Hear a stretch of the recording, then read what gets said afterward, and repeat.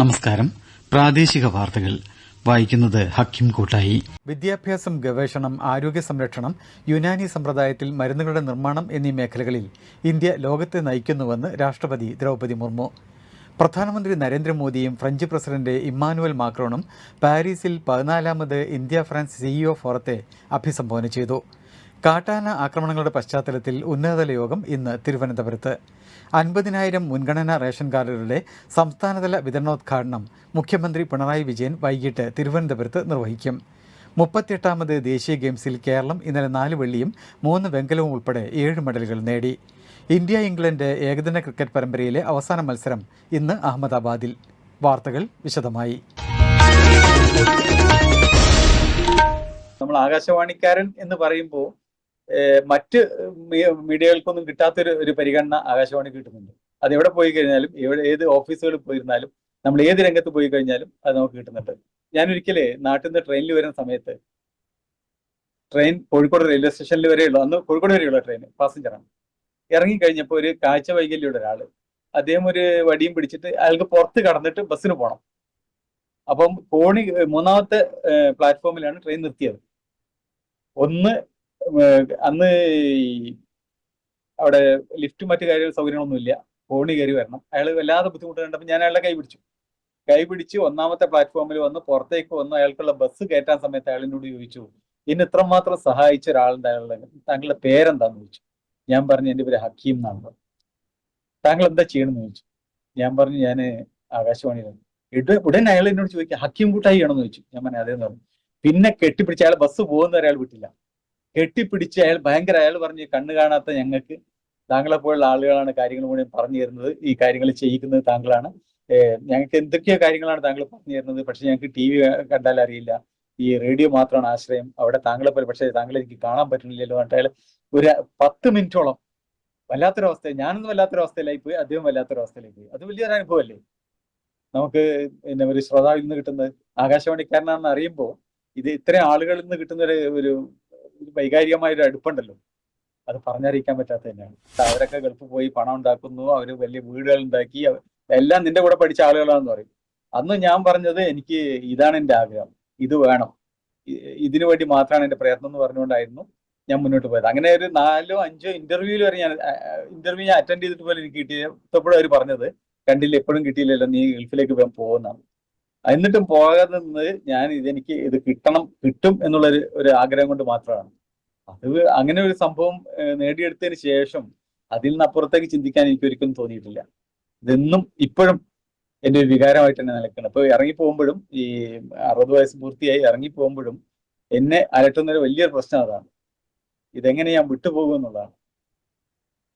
ഇവിടെ നിന്ന് പിരിഞ്ഞു പോകാൻ ഇപ്പോഴും മനസ്സ് വരുന്നില്ല. രാവിലെ എഴുന്നേറ്റ് പോകുമ്പോൾ ഒരു പ്രയാസമുണ്ട്, കാരണം 3 മണിക്ക് എഴുന്നേറ്റ് പോകണം, 3 മണിക്ക് എഴുന്നേക്കണം, 4 മണിക്ക് ഡ്യൂട്ടിക്ക് എത്തണം.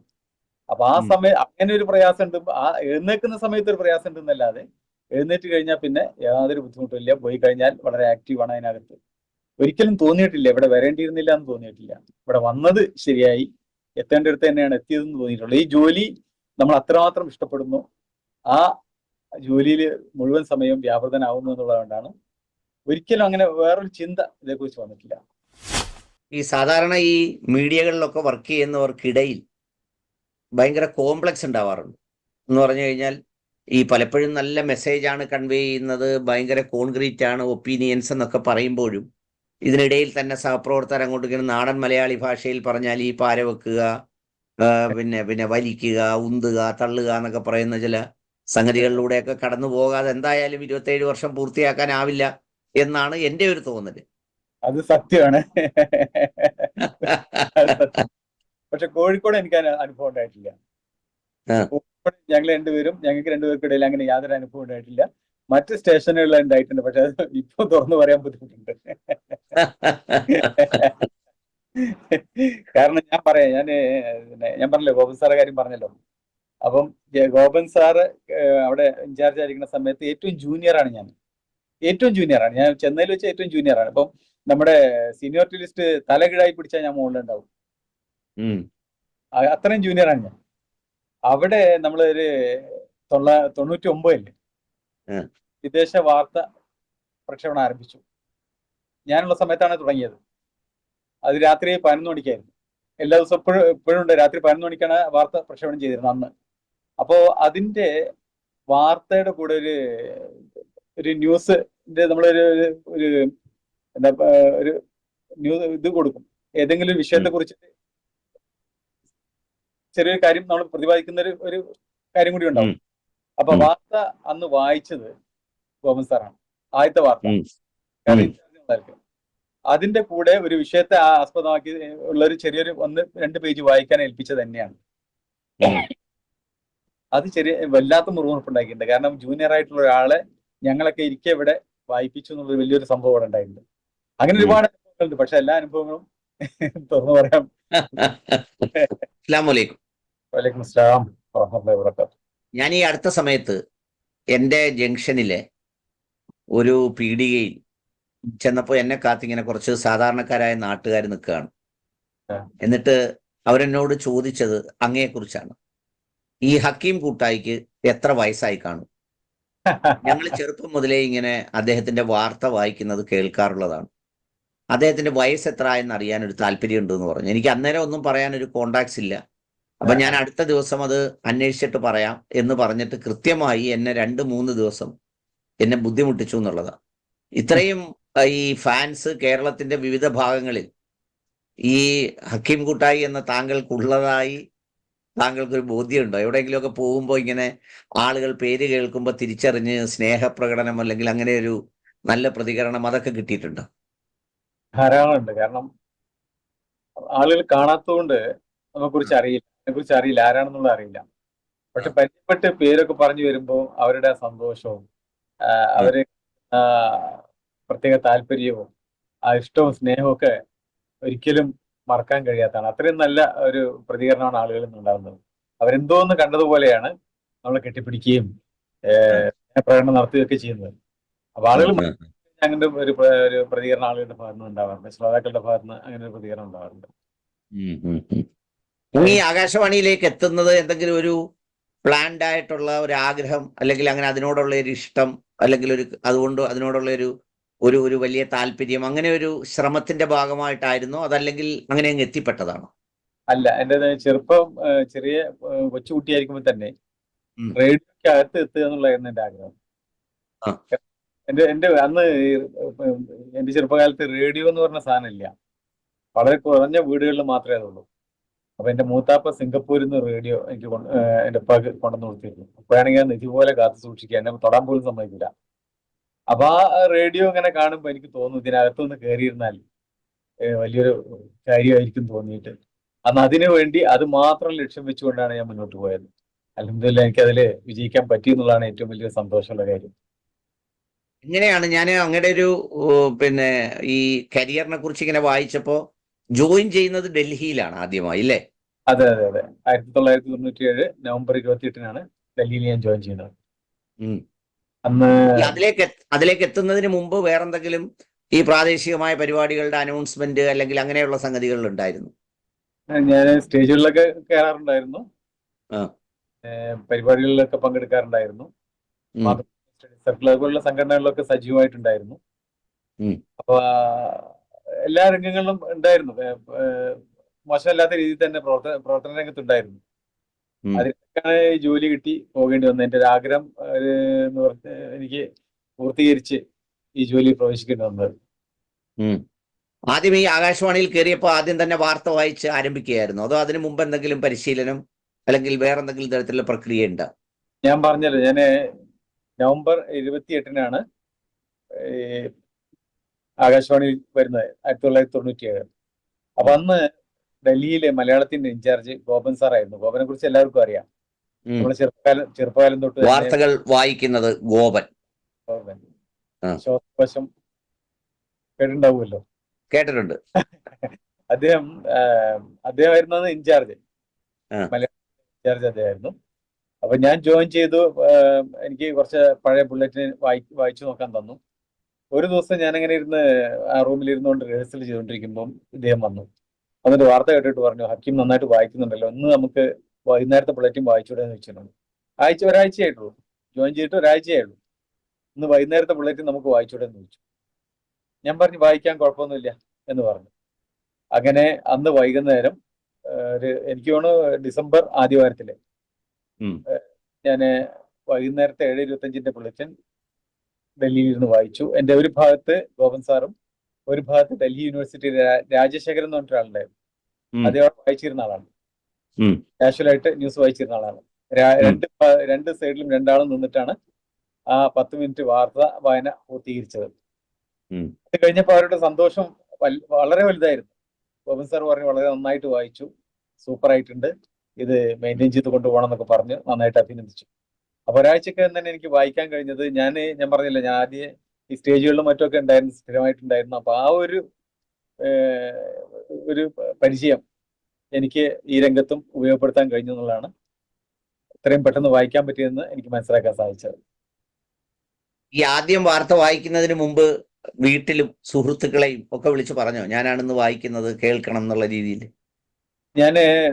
നാട്ടില് ഞാൻ പോകുന്ന സമയത്ത്, ഡൽഹിയിലേക്ക് പോകുന്ന സമയത്ത് തന്നെ നാട്ടുകാർ എനിക്കൊരു യാത്രയപ്പ് വന്നിരുന്നു, ഗംഭീരമായ യാത്രയപ്പ്. അപ്പൊ അന്ന് ഇട്ടായാലും ആളുകൾ, എന്റെ സുഹൃത്തുക്കൾ എന്നോട് പറഞ്ഞു, നീ വായിക്കുമ്പോ, അന്ന് മൊബൈലൊന്നും ഇല്ലല്ലോ, അപ്പൊ അവിടെ ഒരു STD ബൂത്ത് ഉണ്ട്, അവിടെയെങ്കിലും ഒന്ന് വിളിച്ച് പറയണം, ഇന്ന് വായിക്കുന്നുണ്ടെന്നുള്ള കാര്യം വിളിച്ച് പറയണം എന്ന് പറഞ്ഞപ്പോൾ ഞാൻ അവിടെ വിളിച്ച് പറഞ്ഞു. ഞാൻ ഡൽഹിയിൽ നിന്ന് അവിടെ വിളിച്ച് പറയുന്നു വൈകിട്ട് 7:25 വാർത്ത വായിക്കുന്നുണ്ടെന്ന് പറഞ്ഞപ്പോൾ എന്റെ നാട്ടുകാർ അത് ആഘോഷാക്കി മാറ്റി.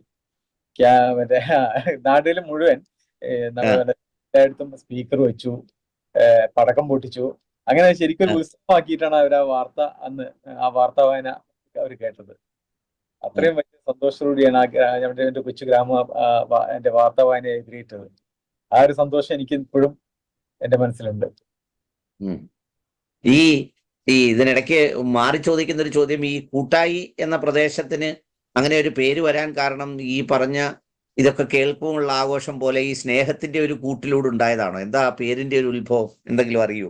ഇല്ലേ, കൂട്ടായിയുടെ പേരിന്റെ ഉത്ഭവത്തെ കുറിച്ച് എനിക്ക് അറിഞ്ഞുകൂടാ.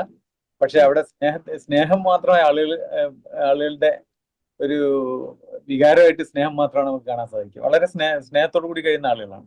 ചില പ്രശ്നങ്ങളുണ്ടെങ്കിലും ഒരുപാട് പരസ്പരം സ്നേഹിക്കാനും ഇഷ്ടപ്പെടാനും ഒക്കെ ആഗ്രഹിക്കുന്ന ആളുകളാണ് അവിടെയുള്ള ചെറുപ്പക്കാരായ ആളുകളായിരുന്നതിലൊക്കെ. അപ്പൊ ആർക്കെങ്കിലും എന്തെങ്കിലുമൊക്കെ പ്രശ്നം വന്നു കഴിഞ്ഞാൽ എല്ലാവരും ഒന്നിച്ച് സഹകരിച്ച് മുന്നോട്ട് പോകുന്ന ഒരു പ്രദേശമാണ്. അതുകൊണ്ട് കൂട്ടായി നിൽക്കുന്ന ഒരു പ്രദേശം ആയതുകൊണ്ടായിരിക്കാം. ഞാൻ അതിനെപ്പറ്റി വല്ലാതെ പഠിച്ചിട്ടില്ല, എന്തുകൊണ്ടാണ് വന്നതെന്നുള്ള പഠിച്ചിട്ടില്ല. അപ്പൊ അതുകൊണ്ടായിരിക്കാം കൂട്ടായി എന്നുള്ള പേര് വന്നത്. ഓക്കെ. ഈ അന്ന് വാർത്ത വായിക്കുമ്പോ ലൈവായി അങ്ങ് വായിച്ചു പോവുകയായിരുന്നോ, അല്ലെങ്കിൽ റെക്കോർഡ് ചെയ്ത് എഡിറ്റ് ചെയ്ത് വിടുകയാണോ? അല്ലല്ല, ലൈവ് തന്നെയായിരുന്നു. അതാണ് ഞാൻ പറഞ്ഞത്, രണ്ട് ഭാഗത്ത്, ഒരു ഭാഗത്ത് വലതു ഭാഗത്ത് ഗോപൻ സാർ ഉണ്ടായിരുന്നു, ഇടതു ഭാഗത്ത് രാജശേഖരൻ ഉണ്ടായിരുന്നു. ഇവർ രണ്ടുപേരും നിന്നിട്ട് ആണ് ഇത് വായിച്ചിരുന്നത്. ഫേഡർ അപ്പുറത്തായിരുന്നു. ഈ ഡൽഹി സ്റ്റുഡിയോയുടെ പ്രത്യേകത എന്ന് പറഞ്ഞാൽ നമുക്ക് ഫേഡർ ഓൺ ചെയ്യാനോ ഓഫ് ചെയ്യാനോ അഡ്ജസ്റ്റ് ചെയ്യാനോ യാതൊരു സൗകര്യമില്ല. നമുക്ക് എന്തെങ്കിലും ബുദ്ധിമുട്ട് വന്നു കഴിഞ്ഞാൽ, തുമ്മണമെന്നോ ചുമ വരെ എന്തെങ്കിലും ചെയ്തു കഴിഞ്ഞാൽ ആ ഫേഡർ ഓഫാക്കാൻ നമുക്ക് കഴിയില്ല. അവര് വിൻഡോയുടെ അപ്പുറത്തിരിക്കുന്ന ആളുകളാണ്, എഞ്ചിനീയേഴ്സാണ് അത് കൈകാര്യം ചെയ്യുന്നത്. ഇപ്പൊ ഈ കേരളത്തിലൊക്കെ നമുക്ക് തന്നെ ചെയ്യാം. അപ്പൊ അതുപോലും സൗകര്യമില്ലാത്തൊരു സ്ഥലത്തിരുന്ന ഒരു ബട്ടൺ ഉണ്ട്, നമ്മൾ വായിക്കുന്ന മേശക്ക് സൈഡിൽ ഒരു ബട്ടൺ ഉണ്ട്. ആ ബട്ടൺ നമുക്ക് നന്നായിട്ട് അമർത്തി പിടിച്ചു കഴിഞ്ഞാൽ ഒന്നും പുറത്തേക്ക് പോകില്ല, സൗകര്യം മാത്രം അതിനകത്തുണ്ടായിരുന്നു. ആ ഒരു കാര്യം എന്നോട് പരിചയപ്പെടുത്തി. എന്തെങ്കിലും തോന്നുകയാണെങ്കിൽ പെട്ടെന്ന് ഈ ബട്ടൺ അമർത്തി പിടിച്ചോളണം, പിന്നെ ഒരു കാര്യവും പുറത്തേക്ക് പോകില്ല എന്ന് പറഞ്ഞു. ലൈവായിട്ട് തന്നെ വായിച്ചത്, അല്ലാതെ റെക്കോർഡ് ചെയ്തിട്ടുണ്ടല്ല. ഈ നമ്മൾ ഈ മലബാർ സൈഡിൽ നിന്ന് സാധാരണ ഈ വാർത്ത വായിക്കാനൊക്കെ പോകുമ്പോൾ ഈ ഉച്ചാരണം, ഈ അക്ഷരസ്ഫുടത, ഇതൊക്കെ ഒരു സ്ലാങ്ങിന്റെ ടച്ച് വരും ചിലപ്പോൾ, ചില വാക്കുകൾ ഉച്ചരിക്കുമ്പോൾ പലപ്പോഴും ഉണ്ടാകാറുണ്ട്. അങ്ങനെ ഈ എന്തെങ്കിലും സംഗതികൾ അങ്ങേക്കൊരു വെല്ലുവിളിയായി മുന്നിലുണ്ടായിരുന്നു? ഏതെങ്കിലും വാക്ക് സവിശേഷമായി ഉച്ചരിക്കുമ്പോൾ ആ നാടിന്റെ ഒരു സ്ലാങ് വരുന്ന എന്തെങ്കിലും പ്രയാസം ഉണ്ടായിരുന്നു? ഇല്ല, അങ്ങനെ ഒരു ബുദ്ധിമുട്ട് എനിക്ക് ഉണ്ടായിരുന്നില്ല. കാരണം ഞാൻ 8ാം ക്ലാസ് പഠിക്കുമ്പോൾ തന്നെ എൻ്റെ ഒരു മലയാളം ടീച്ചർ ഉണ്ടായിരുന്നു. അവർ ഭാഷയും അതിന്റെ ശുദ്ധിയും ഉച്ചാരണവും ഒക്കെ, അന്നൊന്നും എനിക്ക് ഉച്ചാരണ രംഗത്തൊക്കെ ഞാൻ വളരെ മോശമായിരുന്നു. അപ്പൊ അവരെ ആ ഒരു സൗകര്യം ചെയ്തു തന്നു. അവരാ എന്നെ പഠിപ്പിച്ചെടുത്തത്. അത് മലയാളം പറയുമ്പോൾ ഇന്ന രീതിയിൽ പറയണം, ഇന്ന രീതിയിൽ പറയണം, ഓരോ വാക്കും ഈ രീതിയിൽ ഉച്ചരിക്കണം എന്നൊക്കെ എന്നെ പഠിപ്പിച്ചത് ആ അധ്യാപികയാണ്. ഇപ്പൊ ഞാൻ ഹൈസ്കൂളിൽ പഠിക്കുമ്പോൾ ഒരു വിജയലക്ഷ്മി ടീച്ചർ ഉണ്ടായിരുന്നു, മലയാളം പഠിപ്പിച്ചിരുന്നത്. ടീച്ചറും എന്നെ ഇതുപോലെ ഉച്ചാരണത്തിൽ വളരെയധികം ശ്രദ്ധിക്കാൻ വേണ്ടിയിട്ട് വളരെ സഹായിച്ചിട്ടുണ്ട്. അപ്പം ഇവരുടെയൊക്കെ ഒരു കാര്യമായ ഒരു പ്രോത്സാഹനം കിട്ടിയതുകൊണ്ട് എനിക്ക് ഉച്ചാരണത്തിൽ വലിയ ബുദ്ധിമുട്ടുണ്ടായില്ല. ഉം. പക്ഷെ പോകുന്ന സമയത്ത് എന്റെ ചില സുഹൃത്തുക്കള് കളിയാക്കി പറയാറുണ്ടായിരുന്നു, നീ വാർത്ത വായിക്കുമ്പോൾ ഇന്ന വാക്കുകളൊക്കെ അവിടെ പറയുമെന്ന് പറയാറുണ്ടായിരുന്നു. ഉം. നല്ല കൊളോക്കിയൽ ലാംഗ്വേജസ് ചിലതൊക്കെ പറഞ്ഞിട്ട് പറയും, ഇതൊക്കെ നീ അവിടെ പറയുമെന്ന് പറയാറുണ്ടായിരുന്നു. പക്ഷെ എനിക്ക് യാതൊരു ബുദ്ധിമുട്ടും ഉണ്ടായിട്ടില്ല. ഉം. ഒരു ഭാഷ നല്ല ശുദ്ധിയോട് തന്നെ കൈകാര്യം ചെയ്യാൻ സാധിച്ചു. പിന്നെ ചില കുഴപ്പങ്ങൾ, ചില നമ്മളെ പ്രയാസങ്ങൾ, ഗ്രാമത്തിൽ നിന്ന് പോയതാണല്ലോ, അപ്പൊ ചില അതൊക്കെ ഗോപൻ സാറും അതുപോലെ തന്നെ അവിടെ ഉണ്ടായിരുന്ന സുഷമയും ശ്രീദേവിയും ഒക്കെ എനിക്ക് പറഞ്ഞു തന്ന് തിരുത്തുകയുണ്ടായി. ശരിക്കും ഈ വാർത്ത വായിക്കുന്ന ഭാഷ നമ്മൾ കേരളത്തിന്റെ ഒരു ഭൂപ്രകൃതിയുടെ അടിസ്ഥാനത്തിൽ തിരിച്ചാൽ ഏത് പ്രദേശത്തിന്റെ ശൈലിയാണ് ഈ വാർത്ത വായനയ്ക്ക് ഉപയോഗിക്കുന്നതെന്നാണ് അങ്ങയുടെ അഭിപ്രായം? ഞാൻ പറഞ്ഞത് മലബാർ ഉണ്ട്, തിരുവിതാംകൂർ ഉണ്ട്, മധ്യ തിരുവിതാംകൂർ ഉണ്ട്, കൊച്ചിൻ പ്രദേശമുണ്ട്. ഈ സാധാരണ വാർത്ത വായിക്കുന്ന ഒരു ശൈലി അത് ഏത് കേരളത്തിന്റെ ഒരു ഒരു ഒരു ശൈലിയെ അനുകരിച്ചാണ് സാധാരണ വായിക്കുന്നതെന്ന് നിങ്ങൾ ചർച്ച ചെയ്തിട്ടുണ്ടോ? കേരളത്തിന്റെ എല്ലാ ഭാഗങ്ങളെയും അത് ഉൾക്കൊള്ളുന്നുണ്ട്. ഒരു ഭാഗം മാത്രമല്ല, എല്ലാ ഭാഗങ്ങളെയും ഉൾക്കൊള്ളുന്നുണ്ട്. ഇപ്പൊ ശങ്കരാചാര്യൻ വാർത്ത വായിച്ചിരുന്ന സമയത്ത് പറഞ്ഞിരുന്നത് 5000 ഉറുപ്പിക. അപ്പൊ ആ ഉറുപ്പിക എന്നുള്ള മലബാർ ഭാഗത്ത് വരുന്ന ഒരു ഉപയോഗിക്കുന്ന ഒരു ശൈലിയാണല്ലോ ഉറുപ്പിക. വടക്ക് ഭാഗത്ത് മാത്രമായിട്ട് ഉപയോഗിക്കുന്ന ഒരു ശൈലിയാണ്. അദ്ദേഹം ഉപയോഗിച്ചത് അങ്ങനെയാണ്. അപ്പൊ നമ്മള് എല്ലാ പ്രദേശങ്ങളെയും ഉൾക്കൊള്ളുന്ന രീതിയിലുള്ള ഒരു ഭാഷയാണ് വരുന്നത്. അല്ലാതെ ഒരു പ്രത്യേക പ്രദേശത്തിന്റെ ഭാഷയായിട്ട് മാത്രമല്ല അത് വരുന്നത്. നമുക്ക് പറയാൻ കഴിയില്ല അത് മലബാറിന്റെ ഭാഷയാണ്, അല്ലെങ്കിൽ അത് പിന്നെ തെക്കൻ കേരളത്തിന്റെയാണ്, മധ്യ കേരളത്തിന്റെയാണെന്ന് നമുക്ക് പറയാൻ കഴിയില്ല. എല്ലാ ഭാഷയും കൂടി ഉൾക്കൊള്ളുന്നതാണ് നമ്മുടെ ഈ ന്യൂസിൽ വരുന്ന ഭാഷ എന്ന് പറയുന്നത്. പ്രത്യേകിച്ച് നമുക്ക് അതിനെ വേർതിരിച്ചെടുക്കാൻ സാധിക്കില്ല. കാരണം നമ്മൾ അവിടെ ഉച്ചരിക്കുന്നതും അവിടെ പറയുന്നതായിട്ടുള്ള കാര്യങ്ങൾ എല്ലാം ചിലപ്പം ഭാഷയിലും മറ്റു ഭാഗങ്ങളിലൊന്നും വരുന്നത്. അപ്പൊ അതെല്ലാം കൂടി ഉൾക്കൊണ്ടുകൊണ്ടുള്ള ഒരു ശുദ്ധമായ മലയാളം തന്നെയാണ് നമ്മൾ ഭാഷയിൽ ഉപയോഗിക്കുന്നത്. ഇവിടെ ഈ വാർത്തകളിൽ ഉപയോഗിക്കുന്ന ഭാഷയിൽ നമ്മൾ ഉൾക്കൊള്ളിക്കുന്നത് അത് തന്നെയാണ്, ശുദ്ധമായ ഭാഷയാണ്. ഈ വാർത്തയുടെ ഒരു കണ്ടന്റ് ഒക്കെ എഡിറ്റ് ചെയ്ത് എഡിറ്റോറിയൽ ഡെസ്കിൽ നിന്നല്ലേ തരുന്നത്? അത് വ്യത്യാസമുണ്ട്. ഡൽഹിയിലാണ് സമയത്ത് നമുക്ക് GNR ഉണ്ട്, ജനറൽ ന്യൂസ് റൂം. അവിടെ അവർ എഡിറ്റ് ചെയ്തിട്ട് അവരാണ് കംപ്ലീറ്റ് കാര്യങ്ങൾ നമുക്ക് തരുന്നത്. അവർ 5 പേജ് ടൈപ്പ് ചെയ്ത് നമുക്ക് തരും, 5 പേജ് ട്രാൻസ്ലേറ്റ് ചെയ്ത് നമ്മൾ വായിക്കണം.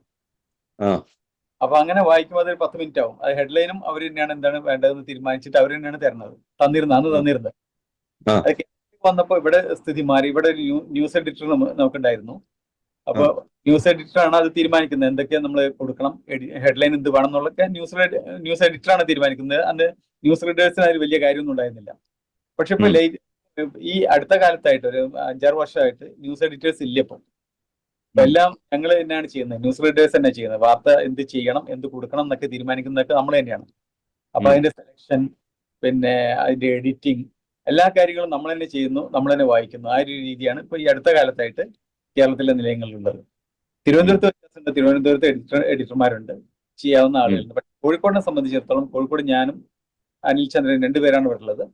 ഞങ്ങൾ 2 പേരും തന്നെയാണ് ഈ കാര്യങ്ങൾ എഡിറ്റ് ചെയ്യുന്നതും അതിൽ ഹെഡ്ലൈൻ ചെയ്യുന്നതും അതിൽ പഞ്ച് ചെയ്യുന്നതും വായിക്കുന്ന എല്ലാം 2 പേരും തന്നെയാണ്. അപ്പൊ എല്ലാ പണിയും നമ്മൾ തന്നെയാണ് ചെയ്യുന്നത്. ട്രാൻസ്ലേറ്റ് ചെയ്ത് വായിക്കണം എന്ന് പറഞ്ഞാൽ എനിക്ക് മനസ്സിലായില്ല. വേറെ ഭാഷയിലാണോ അവർ തരുന്നത്? ഡൽഹിയിലായിരുന്നപ്പോ ഡൽഹിയിൽ ഇംഗ്ലീഷിലാണ് നമുക്ക് തരാം കംപ്ലീറ്റ്. ഓക്കെ. ഡൽഹിയിൽ ഒരുപാട് ലാംഗ്വേജ് യൂണിറ്റുകൾ ഉണ്ടായിരുന്നു. ഡൽഹിയിൽ ഡോഗ്രി, കന്നഡ, തെലുങ്ക്, അങ്ങനെ യൂണിറ്റുകൾ ഉണ്ടായിരുന്നു. അപ്പൊ എല്ലാ യൂണിറ്റുകളിലേക്കും ഒരേ മാറ്ററാണ് അവർ കൊടുക്കുക. ഇംഗ്ലീഷിലാണ് ടൈപ്പ് ചെയ്ത് കൊടുക്കുന്നത്. ഇംഗ്ലീഷ് ടൈപ്പ് ചെയ്ത് കൊടുക്കുമ്പോൾ ആ മാറ്റർ നമ്മൾ ട്രാൻസ്ലേറ്റ് ചെയ്തിട്ട് വായിക്കണം. ഇവിടെ വരുമ്പോൾ നമ്മൾ PTI UNI ന്യൂസ് ഏജൻസി അത് ട്രാൻസ്ലേറ്റ് ചെയ്തിട്ട് അതിൽ നിന്നുള്ള കുറച്ച് ഭാഗങ്ങൾ ഉൾക്കൊള്ളിക്കും. പിന്നെ എല്ലാ ജില്ലകളിലും PTCമാരുണ്ട്, അവർ തരുന്ന വാർത്തകൾ നമ്മൾ ഉൾക്കൊള്ളിക്കും. അതെല്ലാം കൂടി എടുത്തിട്ട് അതിന്റെ പ്രിഫറൻസ് നോക്കിയിട്ട് ബഞ്ച് ചെയ്തിട്ടാണ് നമ്മളത് ഉപയോഗപ്പെടുത്തുന്നത്. ഈ 27 വർഷം അല്ലേ ആകെ സർവീസ്? 27 വർഷം. ഈ ഇത്രയും വർഷത്തെ ഈ സഞ്ചാരത്തിനിടയിൽ ഇപ്പൊ അവിടെ നിന്ന് വന്നു ഇങ്ങനെ തിരുവനന്തപുരം വഴി കോഴിക്കോട്ടെത്തി നിൽക്കുമ്പോൾ ഈ ആ വാർത്ത വായനയുടെ ശൈലിയിലും സാങ്കേതിക സംഗതിയിലും വലിയ മാറ്റങ്ങൾ ഉണ്ടായിട്ടുണ്ട്. ഉണ്ട്, ഒരുപാട് മാറ്റങ്ങൾ. അന്ന് നമ്മള് എഴുതിയിട്ടായിരുന്നു, പേപ്പറിൽ എഴുതിയിട്ടാണ്, കൈകൊണ്ട് എഴുതിയിട്ടാണ് വായിച്ചിരുന്നത് ഡൽഹിയിലാകുന്ന സമയത്ത്. കേരളത്തിൽ വന്നപ്പോഴും തിരുവനന്തപുരത്ത് വന്നപ്പോഴും കോഴിക്കോട് വന്നപ്പോഴും അങ്ങനെ തന്നെയായിരുന്നു, കൈകൊണ്ട് എഴുതുക. അപ്പം 3-4 പേരിരുന്ന് എഴുതുന്നതായിരിക്കും. പലരുടെയും കൈയക്ഷരം വ്യത്യസ്തമായിരിക്കുമല്ലോ. അപ്പൊ നമുക്കത് വായിച്ചെടുക്കാൻ ചിലപ്പോൾ പ്രയാസം ഉണ്ടാവും. ഉം. ഡ്യൂട്ടിയിൽ പല ആളുകളും മാറി മാറി വരും. അപ്പൊ അവരുടെ കൈയക്ഷരം വ്യത്യാസം ഉണ്ടാവും. അപ്പൊ ഈ കൈയക്ഷരമൊക്കെ നമുക്ക് ഉൾക്കൊള്ളാൻ പ്രയാസം ഉണ്ടാവും. അത് ഇപ്പോ അത് DTP-യിലേക്ക് ആയിട്ടുണ്ട്. നമ്മൾ ടൈപ്പ് ചെയ്തെടുത്തിട്ടാണ് ഇപ്പോൾ വായിക്കുന്നത്. ഇനി അതും മാറിയിട്ട് സ്ക്രീനിലേക്ക് വരാവുന്ന ഒരു സംവിധാനം ഉണ്ടാക്കുമെന്ന് പറഞ്ഞിട്ട് കുറെ ആയി. ഇപ്പൊ അത് ആയിട്ടില്ല, ഇതുവരെ ആയിട്ടില്ല. അപ്പൊ നമുക്ക് സ്റ്റുഡിയോയിൽ സ്ക്രീനിൽ അത് തരാവുന്ന ഒരു സംവിധാനം ഉണ്ടാക്കാൻ വേണ്ടിയിട്ട് ശ്രമങ്ങൾ നടത്തിയിട്ട് ഒരുപാട് കാലം മുമ്പ് ചെയ്തിരുന്നു. പക്ഷെ അത് ഇതുവരെ അത് ഒരു അവസാന ഘട്ടത്തിലേക്ക് എത്തിയിട്ടില്ല. ഈ ഒരുപാട് ദൃശ്യമാധ്യമങ്ങൾ, വാർത്താ മാധ്യമങ്ങളൊക്കെ പുതിയ കാലഘട്ടത്തിന്റെ സങ്കേതങ്ങൾ ഉപയോഗിച്ച് വളരെ മനോഹരമായും അല്ലെങ്കിൽ ഈ എന്താ പറയുന്ന ശൈലിയിലും മറ്റുള്ള കാര്യങ്ങളിലുമൊക്കെ പിന്നെ ഒരുപാട് അഡ്വാൻസ് ചെയ്യുമ്പോൾ ഈ ആകാശവാണി അല്ലെങ്കിൽ ഈ പറയുന്ന സംപ്രേക്ഷണ രീതിയോടും അല്ലെങ്കിൽ ഇതിനോടുമൊക്കെ ഇത് പിടിച്ചു നിൽക്കുന്നു എന്ന് പറയുന്നത് ഒരു അത്ഭുതമല്ലേ? എന്താണ് ആ അത്ഭുതത്തിന്റെ പിന്നിലുള്ളത്? കേവലം ഒരു വികാരം എന്നുള്ള ഒരു ഘടകം മാത്രമാണോ, അതോ വിശ്വാസ്യതയാണോ? എന്താണ് ഇപ്പോഴും ഈ റേഡിയോ വാർത്തകൾ ശ്രവിക്കുന്ന ഒരു സമൂഹം ഇപ്പോഴും അവശേഷിക്കുന്നതെന്നാണ് താങ്കളുടെ ഒരു വിചാരം? ഈ റേഡിയോ വാർത്തയുടെ ഒരു പ്രത്യേകത അതിന്റെ ആധികാരികതയാണ്. മറ്റ് ചില വാർത്താ മാധ്യമങ്ങളൊക്കെ മറ്റ് ചില കാര്യങ്ങളുടെ പിന്നാലെ പോകുമ്പോൾ നമ്മൾ ആ ഒരു ഭാഗത്തേക്ക് നമ്മൾ പോകാറില്ല. ആകാശവാണി വാർത്തകൾ നമ്മൾ ആധികാരികമായിട്ട് പറയാവുന്ന കാര്യങ്ങൾ മാത്രമേ പറയാറുള്ളൂ. പിന്നെ വിവാദങ്ങളിലേക്ക് അധികം നമ്മൾ ശ്രദ്ധ കൊടുക്കാറില്ല. അപ്പൊ അങ്ങനെ ഇപ്പോൾ ആളുകൾക്ക് അറിയാവുന്ന കാര്യങ്ങൾ, കൊടുക്കേണ്ട കാര്യങ്ങൾ മാത്രമാണ് നമ്മൾ ബുള്ളറ്റിനിൽ ഉൾപ്പെടുത്തുന്നത്. അതുകൊണ്ടായിരിക്കാം ഈ ആളുകൾ എത്രമാത്രം ഈ ബുള്ളറ്റിനെ ആശ്രയിക്കുന്നത്, ആകാശവാണിയുടെ ബുള്ളറ്റിനെ ആശ്രയിക്കുന്നത്. അത് കേട്ട് കഴിഞ്ഞാൽ നമുക്കത് വിശ്വസിക്കാം എന്നൊരു തോന്നൽ വരുന്നതുകൊണ്ടായിരിക്കാം. നമ്മൾ ഒരുപാട് തവണ ചെക്ക് ചെയ്തിട്ടാണ് ഏതെങ്കിലും ഒരു പുതിയ കാര്യം കിട്ടിയാൽ പോലും ഒരുപാട് തവണ ചെക്ക് ചെയ്ത് അതിന്റെ സത്യസന്ധത അല്ലെങ്കിൽ അത് ശരിയാണെന്ന് ഉറപ്പുവരുത്തിയതിന് ശേഷം മാത്രമാണ് നമ്മൾ കൊടുക്കാറുള്ളത്. അല്ലാതെ ഏതെങ്കിലും വാർത്ത കിട്ടിയ രീതിയിൽ നമ്മൾ കൊടുക്കാൻ ഒരിക്കലും തയ്യാറാവാറില്ല. ഇപ്പൊ നമ്മളെ ബെൻസൺ നമ്മുടെ ഉണ്ടായിരുന്നല്ലോ, ഈ എയ്ഡ്സ് ബാധിച്ച 2 കുട്ടികൾ ഉണ്ടായിരുന്നില്ല, ബെൻസി.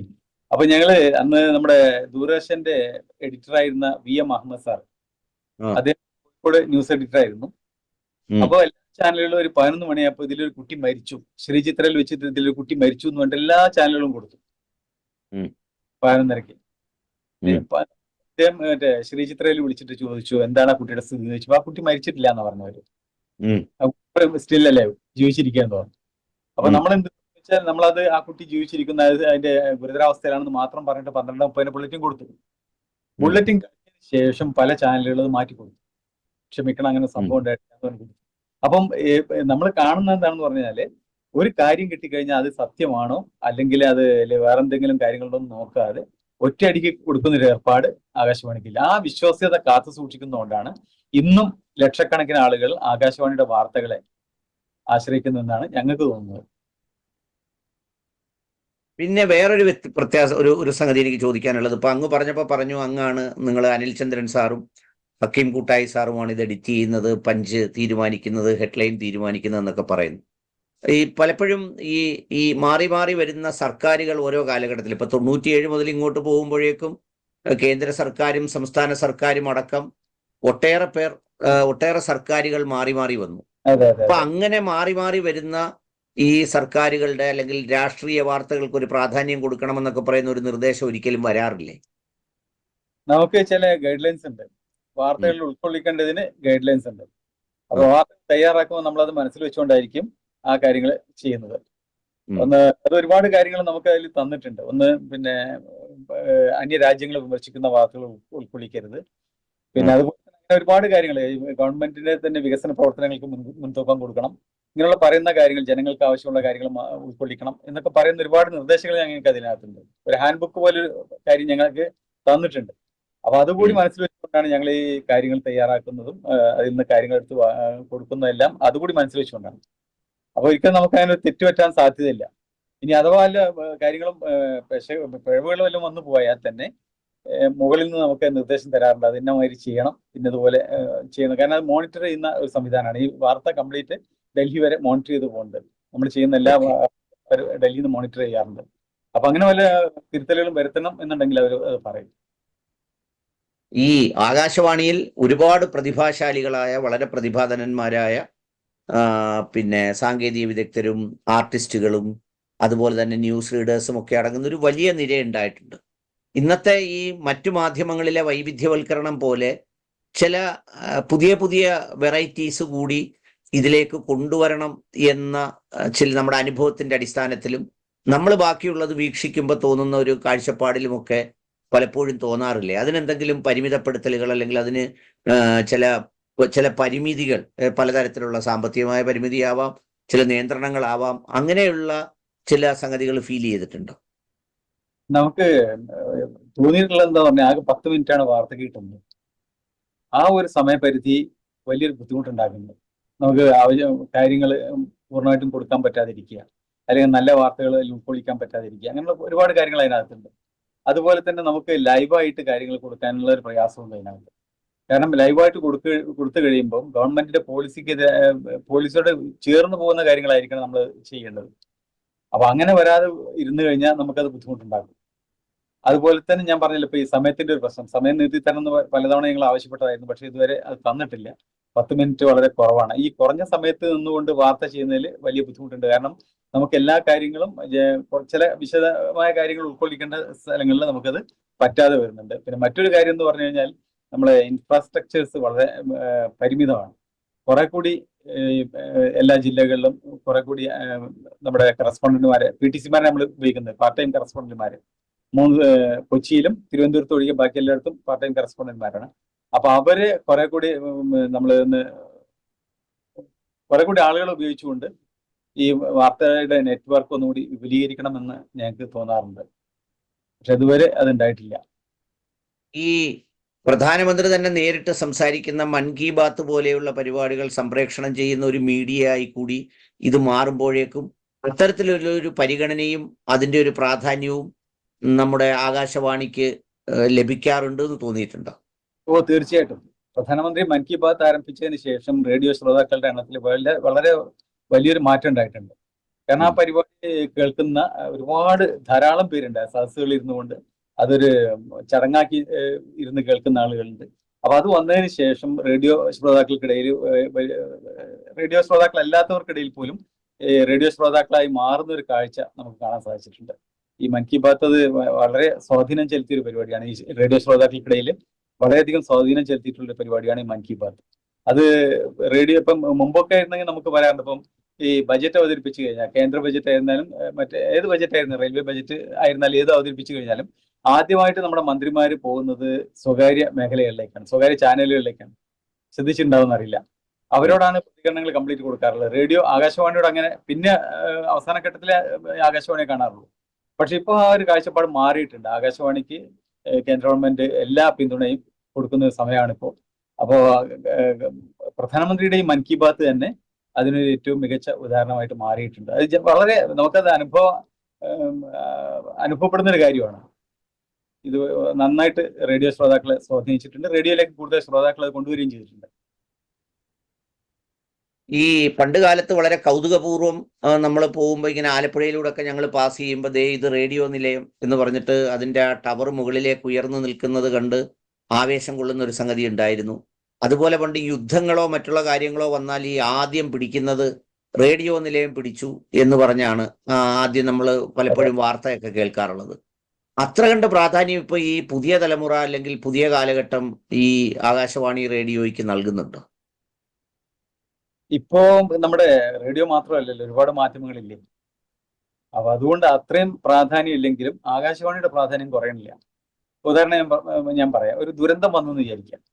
ഇപ്പൊ സുനാമി വന്നു, അല്ലെങ്കിൽ നമ്മുടെ ഒരു ഉരുൾപൊട്ടൽ വന്നു, അല്ലെങ്കിൽ അതുപോലെ വലിയൊരു വെള്ളപ്പൊക്കം വന്നു. ഇപ്പൊ നമ്മുടെ തന്നെ 2018 വെള്ളപ്പൊക്കമൊക്കെ ഉണ്ടായ സമയങ്ങളിൽ ഈ ദുരന്ത നിവാരണ അതോറിറ്റി ഒരു കിറ്റ് പറയാറുണ്ട്. നിങ്ങൾ എപ്പോഴും സൂക്ഷിക്കേണ്ട ഒരു കിറ്റ് ഉണ്ട്. ആ കിറ്റിനകത്ത് ടോർച്ചിന്റെ കൂടെ പറയുന്ന റേഡിയോ ആണ്. എന്താ കാരണം എന്ന് വെച്ച് കഴിഞ്ഞാൽ നമുക്ക് ഇങ്ങനെയുള്ള ദുരന്തങ്ങൾ വരുന്ന സമയത്ത് കറണ്ട് ഇല്ലാതാവും. അപ്പൊ ടെലിവിഷനെ നമുക്ക് ആശ്രയിക്കാൻ കഴിയില്ല. അപ്പം ജനങ്ങൾക്ക് നിർദ്ദേശങ്ങൾ കൊടുക്കുന്ന, സുനാമി വന്നപ്പോഴും അതുപോലെ തന്നെ ഈ പരിപാടികളൊക്കെ വരുമ്പോൾ, ഈ ദുരന്തങ്ങളൊക്കെ വരുമ്പോൾ നമ്മൾ നിർദ്ദേശങ്ങൾ കൊടുക്കാൻ റേഡിയോ മാത്രം ഉപയോഗിക്കാൻ കഴിയുള്ളൂ. ഇപ്പൊ ചെന്നൈയിൽ വെള്ളപ്പൊക്കം ഉണ്ടായ സമയങ്ങളിൽ അവിടുത്തെ ആളുകൾ തന്നെ പറഞ്ഞു, റേഡിയോ ആണ് ഞങ്ങൾക്ക് ഒരുപാട് രക്ഷ ആയി തീർന്നത്. കാരണം ഞങ്ങൾക്ക് കിട്ടിയ നിർദ്ദേശങ്ങൾ മുഴുവൻ റേഡിയോയിലൂടെ ആയിരുന്നു. അപ്പൊ ഞങ്ങൾക്ക് അതനുസരിച്ച് മാറി താമസിക്കാനും മറ്റു കാര്യങ്ങൾ ചെയ്യാനും പറ്റി എന്നുള്ളതാണ്. അപ്പൊ റേഡിയോ നമുക്ക് തീർത്തും അവഗണിക്കാൻ പറ്റില്ല. അവർ പിടിച്ചെടുക്കലിന്റെ കാര്യത്തിലല്ല, ഇപ്പോഴത്തെ സാഹചര്യത്തിൽ എന്തെങ്കിലും ആവശ്യങ്ങൾ വരുമ്പോൾ നമുക്ക് ആത്യന്തികമായിട്ട് ഉപയോഗിക്കാൻ പറ്റാവുന്ന, ആശ്രയിക്കാൻ പറ്റാവുന്ന ഒരേ ഒരു മാധ്യമം റേഡിയോ മാത്രമാണ്. കാരണം മറ്റെല്ലാം പോകും. ടെലിഫോൺ വരെ, ഇപ്പൊ നമ്മുടെ മൊബൈൽ ഫോൺ വരെ കുറെ കഴിയുമ്പോൾ സ്വിച്ച് ഓഫ് ആവും. 2 ബാറ്ററി ഉണ്ടെങ്കിൽ നമുക്ക് ഈ റേഡിയോ ഉപയോഗപ്പെടുത്താൻ പറ്റും. അപ്പൊ അതുകൊണ്ടാണ് ദുരന്ത നിവാരണ അതോറിറ്റി വരെ പറയുന്നത് നമ്മുടെ കിറ്റിനകത്ത് ടോർച്ചിനോടൊപ്പം തന്നെ നമ്മൾ റേഡിയോയും കരുതണം എന്ന് പറയുന്ന കാരണം അതാണ്. നമുക്ക് എപ്പോഴും ഡയറക്ഷൻ കൊടുക്കാൻ ഏറ്റവും നല്ല മാധ്യമം അതാണ്. അതുകൊണ്ട് തന്നെ ഇന്നും ഏറ്റവും പ്രസക്തമായിട്ട് നിൽക്കുന്നത് റേഡിയോ തന്നെയാണ്. പക്ഷേ ഈ റേഡിയോയിൽ ഇപ്പൊ താങ്കൾ സൂചിപ്പിച്ചതുപോലെ ഒരു ദുരന്ത നിവാരണം പ്രവർത്തനത്തിലൊക്കെ ഏർപ്പെടുമ്പോൾ ഇപ്പോൾ 7:25 ഒരു വാർത്ത കഴിഞ്ഞു, അല്ലെങ്കിൽ 6:40 ഒരു വാർത്ത കഴിഞ്ഞു. ഇങ്ങനെ ഇത് കഴിഞ്ഞു കഴിഞ്ഞാൽ പിന്നെ അടുത്ത വാർത്ത വരെ ഇവർ കാത്തിരിക്കണ്ടേ? ഇതിനിടയിൽ എന്തെങ്കിലും ഒരു എമർജൻസി സിറ്റുവേഷൻ വന്നാൽ ലൈവ് കയറാനായി എന്തെങ്കിലും പ്രൊവിഷൻ ഉണ്ടോ നിങ്ങൾക്ക്? അങ്ങനെ കയറാൻ കഴിയുമോ? അങ്ങനെ കയറിയ ഹിസ്റ്ററി ഉണ്ട്? അത്തരം സാഹചര്യങ്ങളിലൊക്കെ ഞങ്ങൾ സ്പെഷ്യൽ ബുള്ളറ്റിൻ കൊടുക്കാറുണ്ട്. പ്രോഗ്രാമിനിടയിൽ അനൗൺസ്മെന്റ് കൊടുക്കാറുണ്ട്. പ്രോഗ്രാം നടക്കുമ്പോൾ തന്നെ ജനങ്ങൾക്ക് വേണ്ട നിർദ്ദേശങ്ങളൊക്കെ ഈ സമയങ്ങളിൽ നമ്മൾ കൊടുക്കാറുണ്ട്. പിന്നെ ചില ആളുകളുമായിട്ട് നമ്മൾ സംവദിക്കാറുണ്ട്. ചില പ്രദേശങ്ങളിലുള്ള ആളുകളുമായിട്ട് നമ്മൾ സംവദിക്കാൻ ശ്രമിക്കാറുണ്ട്. പറ്റാവുന്ന രീതിയിൽ അത് ചെയ്യാറുണ്ട്. അപ്പൊ അത് ആ രംഗത്തെ ഒരു പരാജയം റേഡിയോയെ സംബന്ധിച്ചിടത്തോളം ഇതുവരെ ഉണ്ടായിട്ടില്ല. നമ്മൾ ആ ന്യൂസിന്റെ ആ ഒരു സമയം നമ്മൾ മാറ്റി നിർത്തിയിട്ട് കൂടുതൽ വാർത്തകളും അഡീഷണൽ വാർത്തകളും മറ്റു കാര്യങ്ങളും ഉൾപ്പെടുത്തിയിട്ട് നമ്മൾ ഈ ഒരു പ്രതിസന്ധി നമ്മൾ അതിജീവിക്കാറുണ്ട്. ഈ 97 മുതൽ ഇതുവരെയുള്ള യാത്രകൾക്കിടയിൽ ഒരുപാട് സംഭവബഹുലമായ സംഗതികളിലൂടെ കടന്നുപോയിട്ടുണ്ടാവും. ചിലപ്പോൾ പിന്നെ വളരെ പ്രധാനപ്പെട്ടവരുടെ മരണം, ചിലപ്പോൾ പല ദുരന്തങ്ങൾ, മറ്റു പല സംഭവങ്ങൾ. അങ്ങനെ പറയുമ്പോൾ ഈ അങ്ങയുടെ കരിയറിൽ മറക്കാത്തവണ്ണം ഓർത്തിരിക്കുന്ന ഒരു ആകാശവാണി അനുഭവം എന്താണ്? ഞാൻ നമ്മുടെ മുൻ രാഷ്ട്രപതി KR നാരായണൻ സാറ്, അദ്ദേഹം മരിക്കുമ്പോൾ ഞാൻ അന്ന് ഡ്യൂട്ടി കഴിഞ്ഞ് ഉച്ച കഴിഞ്ഞ് ഡ്യൂട്ടി കഴിഞ്ഞ് തിരൂരാണ് എൻ്റെ സ്ഥലം, കൂട്ടായി. തിരൂരിൽ പോയി പിറ്റേ ദിവസത്തെ ഡ്യൂട്ടിക്ക് വേണ്ടി തിരിച്ചു വരുന്ന സമയത്ത് രാത്രി 8 മണിക്ക് റെയിൽവേ സ്റ്റേഷനിൽ നിൽക്കുമ്പോഴാണ് നമ്മുടെ ന്യൂസ് എഡിറ്റർ വിളിച്ചിട്ട് പറയുന്നത് 8:30 നമുക്കൊരു സ്പെഷ്യൽ ബുള്ളറ്റിൻ കൊടുക്കണം. അപ്പൊ 6:45 ട്രെയിന്, 8 മണിയല്ല 6:45 ട്രെയിന്. അതന്ന് 7 മണിക്ക് ലേറ്റ് ആയിട്ടാണ് വന്നത്, പാസഞ്ചറാണ്. അത് കോഴിക്കോട് റെയിൽവേ സ്റ്റേഷനിൽ എത്തുമ്പോൾ 8:10 8:30 വരെ അനൗൺസ് ചെയ്യുകയും ചെയ്തു ഇന്ന് വാർത്ത ഉണ്ടെന്നുള്ളത്. അപ്പൊ ഞാൻ മാത്രമേ ഒന്ന് സ്ഥലത്തുള്ളൂ. അനിൽ ലീവാണ്, അനിൽ സ്ഥലത്തില്ല, ഞാൻ മാത്രമേ ഉള്ളൂ. അപ്പൊ ഇത് വല്ലാത്തൊരു അവസ്ഥയായി പോയി. കാരണം മുൻ രാഷ്ട്രപതി മരിച്ചതാണല്ലോ, നമ്മൾ കൊടുക്കണമല്ലോ ന്യൂസ്. 8:30 രാത്രി 8:30 സ്പെഷ്യൽ ബുള്ളറ്റിനായിട്ട് കൊടുക്കുക.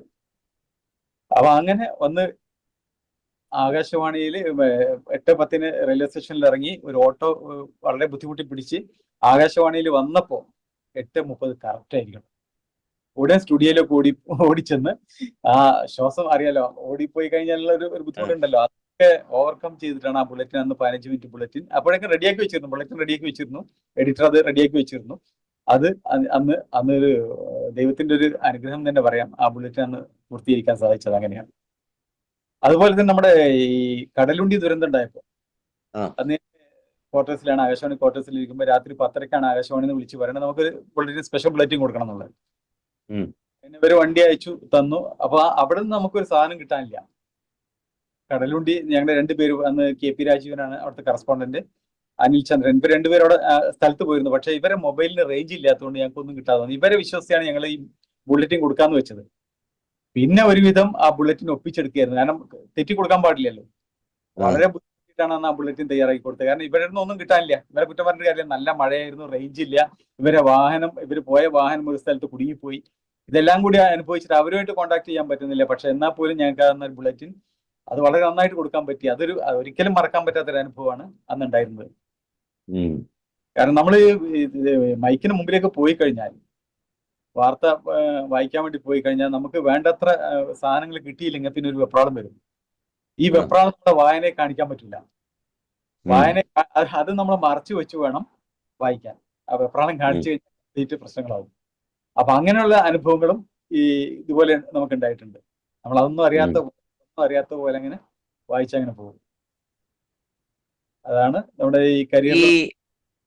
ഈ വ്യക്തിപരമായി ഇങ്ങനെ നമ്മൾ ഇതിന്റെ ഒരു ആകെ കരിയറിലൂടെ സഞ്ചരിച്ച കാര്യം ഓർക്കുമ്പോൾ ഈ പറയുന്ന പോലെ ഏതെങ്കിലും ഘട്ടത്തിൽ ഇങ്ങനെ ആകാശവാണിയിൽ എത്തേണ്ടതായിരുന്നു, അല്ലെങ്കിൽ ഇടയ്ക്ക് വെച്ചെപ്പോഴെങ്കിലും ഈ വലിയ ഒരു കമ്മ്യൂണിക്കേഷൻ വിപ്ലവം, മാസ് കമ്മ്യൂണിക്കേഷനിൽ വലിയ വിപ്ലവകരമായ കാര്യം നടന്നൊരു പീരീഡാണ് ഈ 97 മുതൽ ഈ പറയുന്ന ഒരു ടെന്യൂർ വരെയുള്ള ഒരു കാലം.